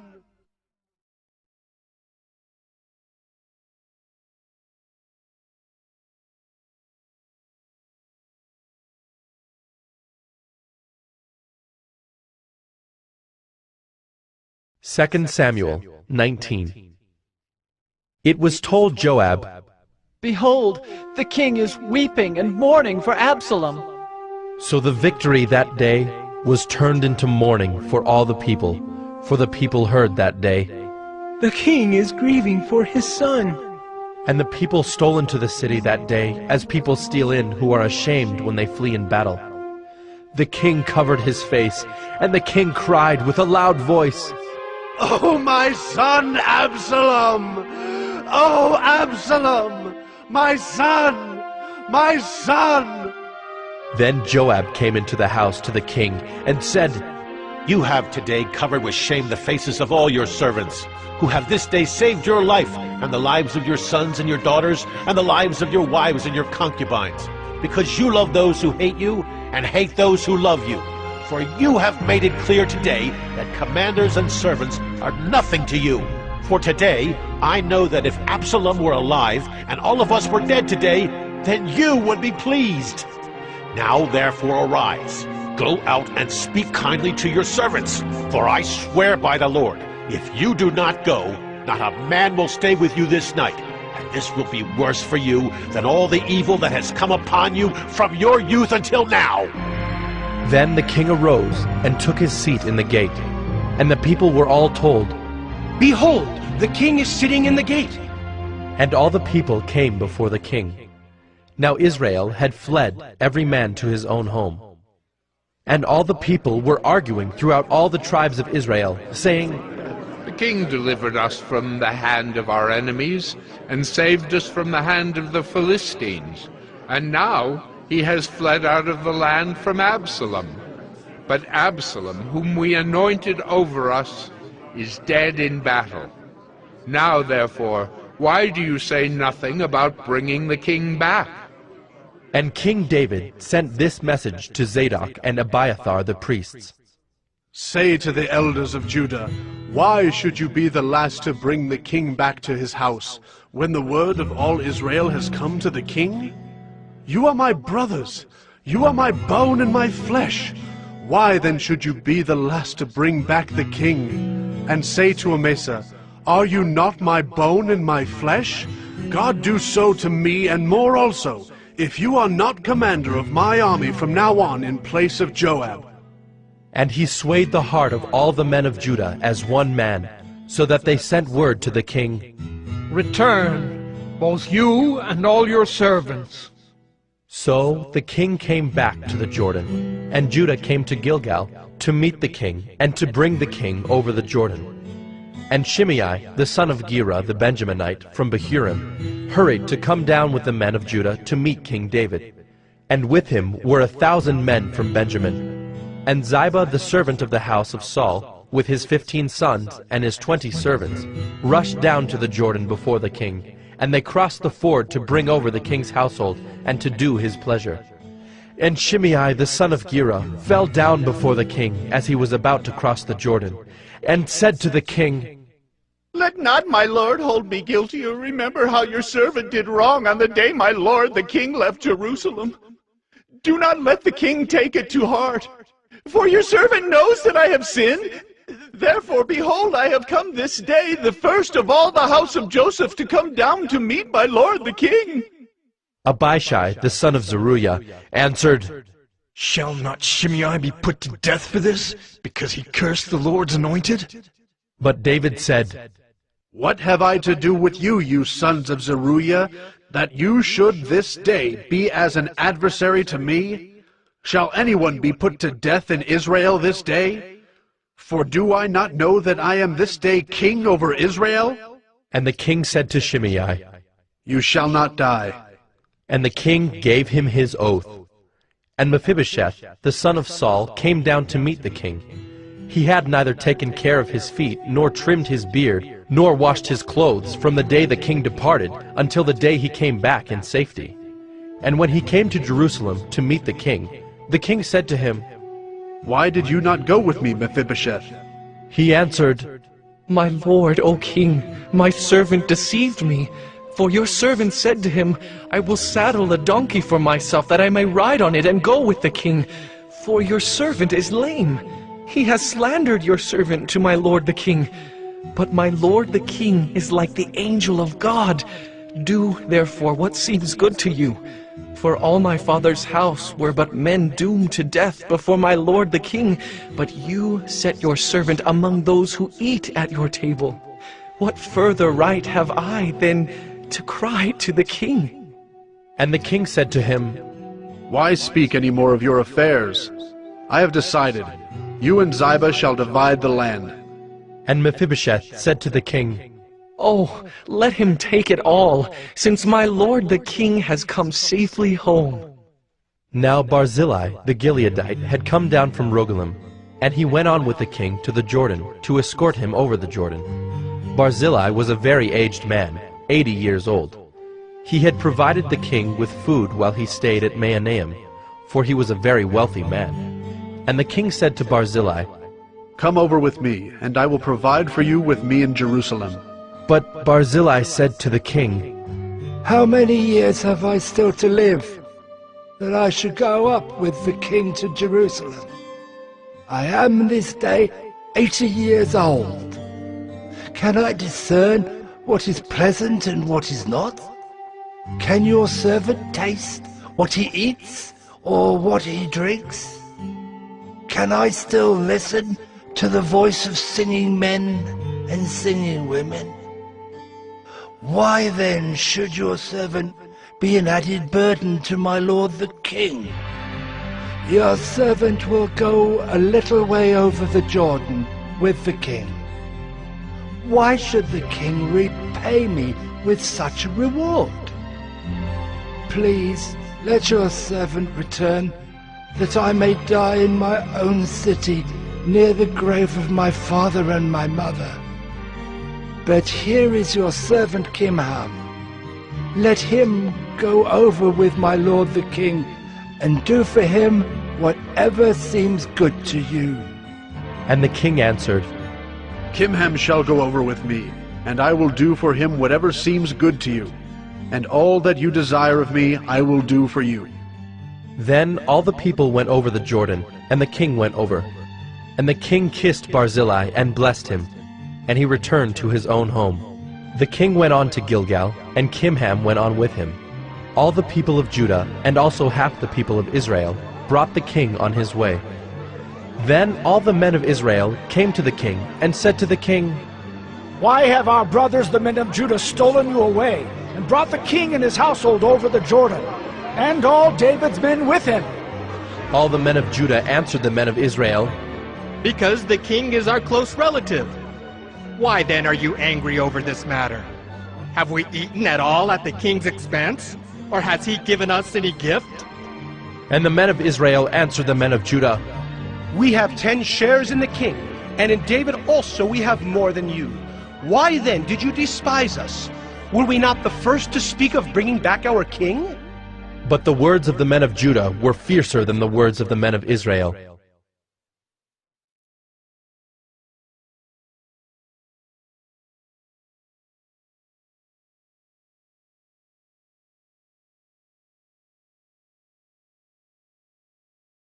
Second Samuel 20. Now there happened to be there a worthless man, whose name was Sheba, the son of Bichri, a Benjaminite. And he blew the trumpet and said, "We have no portion in David, and we have no inheritance in the son of Jesse. Every man to his tents, O Israel!" So all the men of Israel withdrew from David and followed Sheba, the son of Bichri. But the men of Judah followed their king steadfastly from the Jordan to Jerusalem.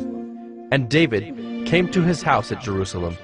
And the king took the 10 concubines whom he had left to care for the house, and put them in a house under guard, and provided for them, but did not go into them. So they were shut up until the day of their death, living as if in widowhood. Then the king said to Amasa, "Call the men of Judah together to me within 3 days, and be here yourself." So Amasa went to summon Judah, but he delayed beyond the set time that had been appointed him. And David said to Abishai, "Now Sheba, the son of Bichri, will do us more harm than Absalom. Take your lord's servants and pursue him, lest he get himself to fortified cities and escape from us."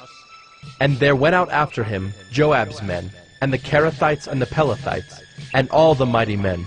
They went out from Jerusalem to pursue Sheba, the son of Bichri. When they were at the great stone that is in Gibeon, Amasa came to meet them. Now Joab was wearing a soldier's garment, and over it was a belt with a sword in its sheath, fastened on his thigh. And as he went forward, it fell out. And Joab said to Amasa, "Is it well with you, my brother?" And Joab took Amasa by the beard with his right hand to kiss him. But Amasa did not observe the sword that was in Joab's hand. So Joab struck him with it in the stomach, and spilled his entrails to the ground without striking a second blow, and he died. Then Joab and Abishai his brother pursued Sheba the son of Bichri. And one of Joab's young men took his stand by Amasa and said, "Whoever favors Joab, and whoever is for David, let him follow Joab." And Amasa lay wallowing in his blood in the highway, and anyone who came by seeing him stopped. And when the man saw that all the people stopped, he carried Amasa out of the highway into the field and threw a garment over him. When he was taken out of the highway, all the people went on after Joab to pursue Sheba the son of Bichri. And Sheba passed through all the tribes of Israel to Abel of Beth-maachah, and all the Bichrites assembled and followed him in. And all the men who were with Joab came and besieged him in Abel of Beth-maachah. They cast up a mound against the city, and it stood against the rampart, and they were battering the wall to throw it down. Then a wise woman called from the city, "Listen! Listen! Tell Joab, come here, that I may speak to you."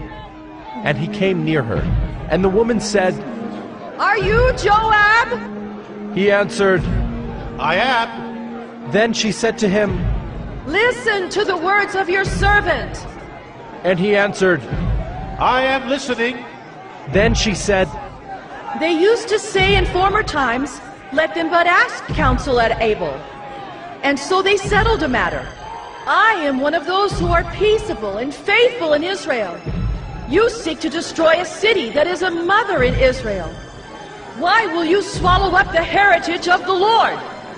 Joab answered, "Far be it from me, far be it that I should swallow up or destroy. That is not true. But a man of the hill country of Ephraim, called Sheba the son of Bichri, has lifted up his hand against King David. Give up him alone, and I will withdraw from the city." And the woman said to Joab, "Behold, his head shall be thrown to you over the wall." Then the woman went to all the people in her wisdom, and they cut off the head of Sheba the son of Bichri, and threw it out to Joab. So he blew the trumpet, and they dispersed from the city, every man to his home.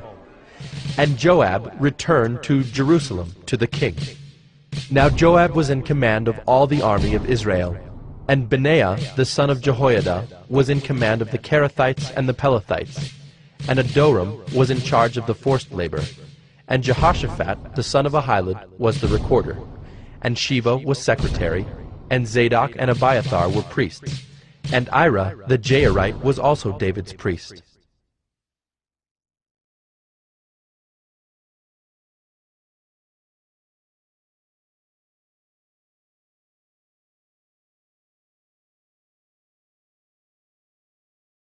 Second Samuel 21. Now there was a famine in the days of David for 3 years, year after year. And David sought the face of the Lord. And the Lord said, "There is blood guilt on Saul and on his house, because he put the Gibeonites to death." So the king called the Gibeonites and spoke to them. Now the Gibeonites were not of the people of Israel, but of the remnant of the Amorites. Although the people of Israel had sworn to spare them, Saul had sought to strike them down in his zeal for the people of Israel and Judah. And David said to the Gibeonites, "What shall I do for you, and how shall I make atonement, that you may bless the heritage of the Lord?" The Gibeonites said to him, "It is not a matter of silver or gold between us and Saul or his house. Neither is it for us to put any man to death in Israel." And he said, "What do you say that I shall do for you?" They said to the king, "The man who consumed us and planned to destroy us, so that we should have no place in all the territory of Israel. Let 7 of his sons be given to us, so that we may hang them before the Lord at Gibeah of Saul, the chosen of the Lord." And the king said, "I will give them." But the king spared Mephibosheth, the son of Saul's son, Jonathan, because of the oath of the Lord that was between them, between David and Jonathan, the son of Saul. The king took the 2 sons of Rizpah, the daughter of Aiah, whom she bore to Saul, Armoni, and Mephibosheth, and the 5 sons of Merab, the daughter of Saul, whom she bore to Adriel, the son of Barzillai the Maholathite. And he gave them into the hands of the Gibeonites, and they hanged them on the mountain before the Lord, and the 7 of them perished together. They were put to death in the first days of harvest, at the beginning of barley harvest. Then Rizpah, the daughter of Aiah, took sackcloth and spread it for herself on the rock, from the beginning of harvest until rain fell upon them from the heavens. And she did not allow the birds of the air to come upon them by day, or the beasts of the field by night. When David was told what Rizpah, the daughter of Aiah, the concubine of Saul, had done, David went and took the bones of Saul and the bones of his son Jonathan from the men of Jabesh-Gilead, who had stolen them from the public square of Bethshan, where the Philistines had hanged them, on the day the Philistines killed Saul on Gilboa. And he brought up from there the bones of Saul and the bones of his son Jonathan, and they gathered the bones of those who were hanged. And they buried the bones of Saul and his son Jonathan in the land of Benjamin in Zelah, in the tomb of Kish his father. And they did all that the king commanded. And after that, God responded to the plea for the land. There was war again between the Philistines and Israel, and David went down together with his servants, and they fought against the Philistines. And David grew weary. And Ishbi-Benob, one of the descendants of the giants, whose spear weighed 300 shekels of bronze, and who was armed with a new sword, thought to kill David.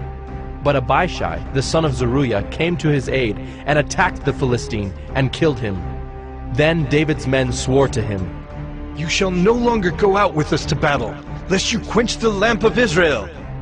After this, there was again war with the Philistines at Gob.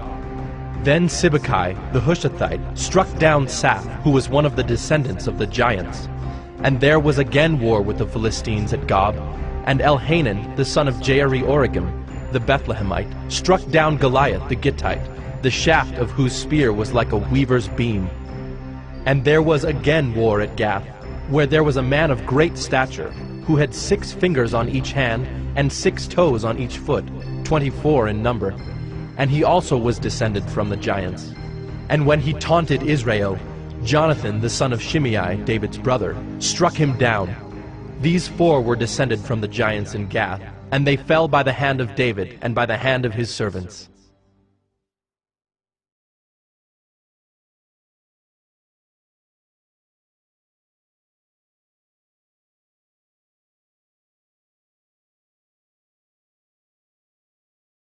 Second Samuel 22. And David spoke to the Lord the words of this song on the day when the Lord delivered him from the hand of all his enemies and from the hand of Saul.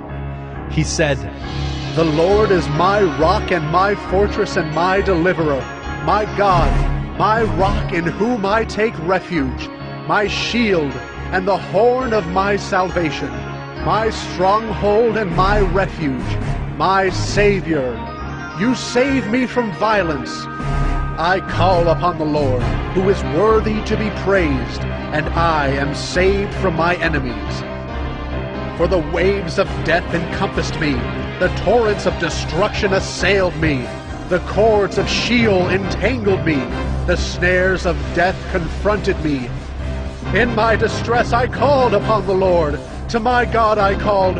From his temple he heard my voice, and my cry came to his ears. Then the earth reeled and rocked. The foundations of the heavens trembled and quaked, because he was angry. Smoke went up from his nostrils, and devouring fire from his mouth. Glowing coals flamed forth from him. He bowed the heavens and came down. Thick darkness was under his feet. He rode on a cherub and flew. He was seen on the wings of the wind. He made darkness around him his canopy, thick clouds, a gathering of water. Out of the brightness before him coals of fire flamed forth. The Lord thundered from heaven, and the Most High uttered his voice. And he sent out arrows and scattered them, lightning and routed them. Then the channels of the sea were seen, the foundations of the world were laid bare, at the rebuke of the Lord, at the blast of the breath of his nostrils. He sent from on high. He took me. He drew me out of many waters. He rescued me from my strong enemy, from those who hated me, for they were too mighty for me. They confronted me in the day of my calamity, but the Lord was my support. He brought me out into a broad place. He rescued me, because he delighted in me. The Lord dealt with me according to my righteousness. According to the cleanness of my hands he rewarded me.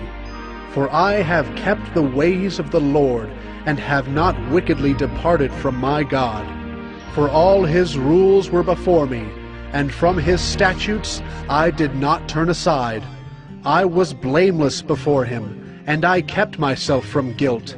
And the Lord has rewarded me according to my righteousness, according to my cleanness in his sight. With the merciful you show yourself merciful. With the blameless man you show yourself blameless. With the purified you deal purely, and with the crooked you make yourself seem tortuous. You save a humble people, but your eyes are on the haughty to bring them down. For you are my lamp, O Lord, and my God lightens my darkness. For by you I can run against a troop, and by my God I can leap over a wall. This God, his way is perfect. The word of the Lord proves true. He is a shield for all those who take refuge in him. For who is God but the Lord? And who is a rock except our God? This God is my strong refuge, and has made my way blameless. He made my feet like the feet of a deer, and set me secure on the heights. He trains my hands for war, so that my arms can bend a bow of bronze. You have given me the shield of your salvation, and your gentleness made me great.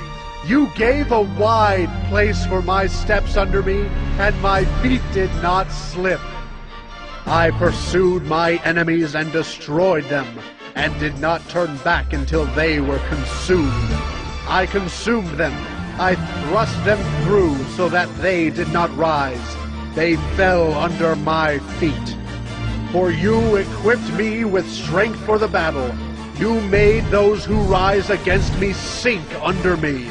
You made my enemies turn their backs to me, those who hated me, and I destroyed them. They looked, but there was none to save. They cried to the Lord, but he did not answer them. I beat them fine as the dust of the earth. I crushed them and stamped them down like the mire of the streets. You delivered me from strife with my people. You kept me as the head of the nations. People whom I had not known served me. Foreigners came cringing to me. As soon as they heard of me, they obeyed me. Foreigners lost heart and came trembling out of their fortresses. The Lord lives, and blessed be my rock, and exalted be my God, the rock of my salvation, the God who gave me vengeance and brought down peoples under me, who brought me out from my enemies. You exalted me above those who rose against me. You delivered me from men of violence. For this I will praise you, O Lord, among the nations, and sing praises to your name. Great salvation he brings to his king, and shows steadfast love to his anointed, to David and his offspring forever.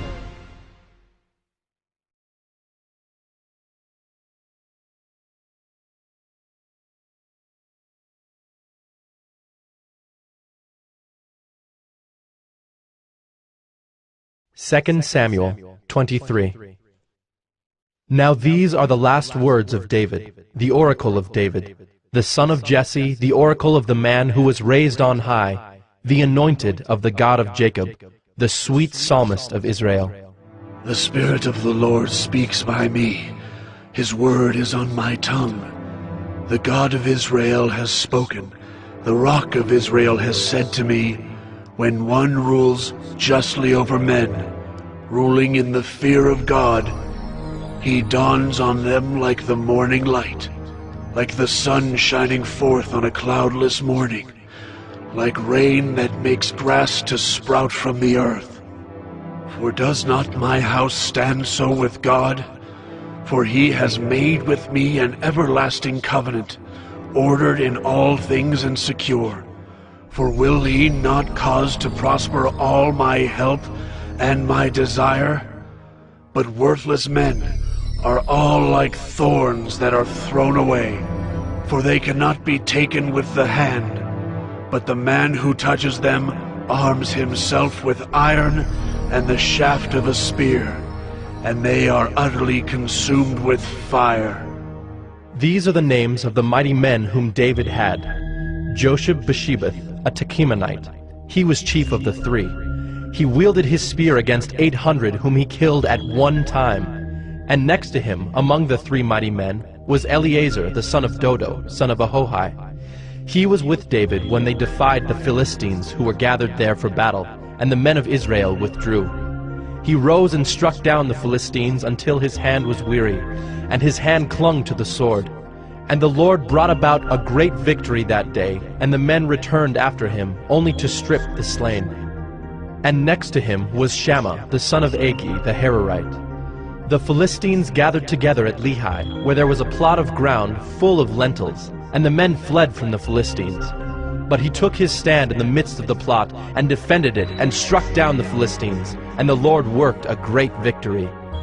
And 3 of the 30 chief men went down and came about harvest time to David at the cave of Adullam, when a band of Philistines was encamped in the valley of Rephaim. David was then in the stronghold, and the garrison of the Philistines was then at Bethlehem.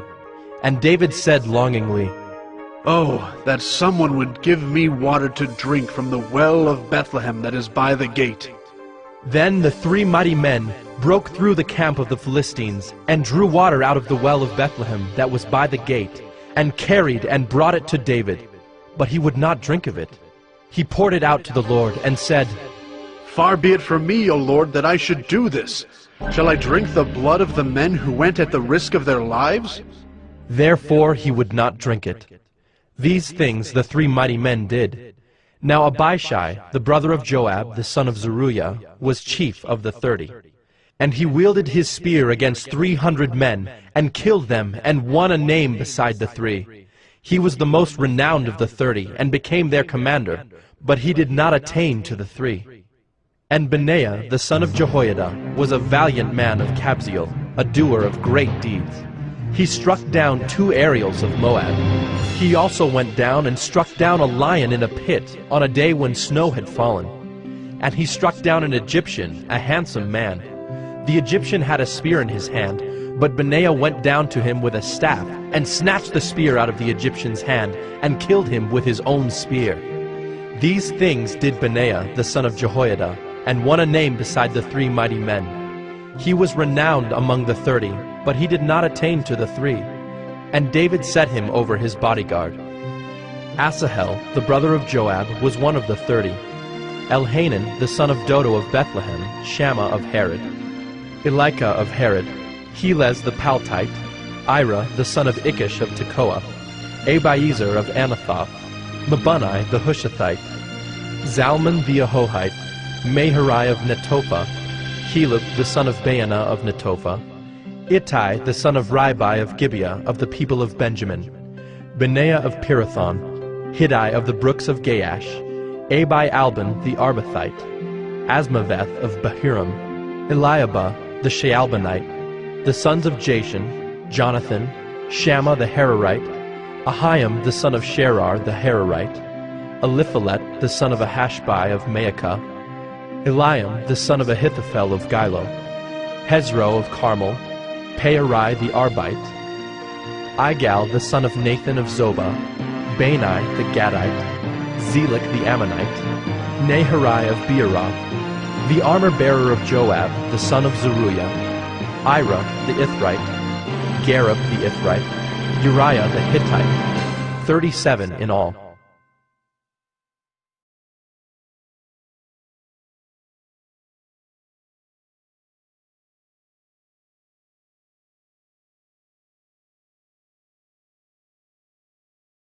2 Samuel 24. Again the anger of the Lord was kindled against Israel, and he incited David against them, saying, Go, number Israel and Judah. So the king said to Joab, the commander of the army who was with him, Go through all the tribes of Israel, from Dan to Beersheba, and number the people, that I may know the number of the people. But Joab said to the king, May the Lord your God add to the people 100 times as many as they are, while the eyes of my lord the king still see it. But why does my lord the king delight in this thing? But the king's word prevailed against Joab and the commanders of the army. So Joab and the commanders of the army went out from the presence of the king to number the people of Israel. They crossed the Jordan and began from Aroer, and from the city that is in the middle of the valley, toward Gad, and on to Jazer. Then they came to Gilead and to Kadesh in the land of the Hittites. And they came to Dan, and from Dan they went around to Sidon, and came to the fortress of Tyre, and to all the cities of the Hivites and Canaanites. And they went out to the Negeb of Judah at Beersheba. So when they had gone through all the land, they came to Jerusalem at the end of 9 months and 20 days. And Joab gave the sum of the numbering of the people to the king. In Israel there were 800,000 valiant men who drew the sword, and the men of Judah were 500,000. But David's heart struck him after he had numbered the people. And David said to the Lord, I have sinned greatly in what I have done. But now, O Lord, please take away the iniquity of your servant, for I have done very foolishly. And when David arose in the morning, the word of the Lord came to the prophet Gad, David's seer, saying, Go and say to David, Thus saith the Lord, 3 things I offer you. Choose one of them, that I may do it to you. So Gad came to David and told him, and said to him, Shall 3 years of famine come to you in your land? Or will you flee 3 months before your foes while they pursue you? Or shall there be 3 days pestilence in your land? Now consider and decide what answer I shall return to him who sent me. Then David said to Gad, I am in great distress. Let us fall into the hand of the Lord, for his mercy is great. But let me not fall into the hand of man. So the Lord sent a pestilence on Israel from the morning until the appointed time. And there died of the people from Dan to Beersheba 70,000 men. And when the angel stretched out his hand toward Jerusalem to destroy it, the Lord relented from the calamity, and said to the angel who was working destruction among the people, It is enough. Now stay your hand. And the angel of the Lord was by the threshing floor of Araunah the Jebusite. Then David spoke to the Lord when he saw the angel who was striking the people, and said, Behold, I have sinned, and I have done wickedly. But these sheep, what have they done? Please, let your hand be against me and against my father's house. And Gad came that day to David, and said to him, Go up, raise an altar to the Lord on the threshing floor of Araunah the Jebusite. So David went up at Gad's word, as the Lord commanded. And when Araunah looked down, he saw the king and his servants coming on toward him. And Araunah went out and paid homage to the king with his face to the ground. And Araunah said, Why has my lord the king come to his servant? David said, To buy the threshing floor from you, in order to build an altar to the Lord, that the plague may be averted from the people. Then Araunah said to David, Let my lord the king take an offer of what seems good to him. Here are the oxen for the burnt offering, and the threshing sledges, and the yokes of the oxen for the wood. All this, O king Araunah, gives to the king. And Araunah said to the king, May the Lord your God accept you. But the king said to Araunah, No, but I will buy it from you for a price. I will not offer burnt offerings to the Lord my God that cost me nothing. So David bought the threshing floor and the oxen for 50 shekels of silver. And David built there an altar to the Lord, and offered burnt offerings and peace offerings. So the Lord responded to the plea for the land, and the plague was averted from Israel.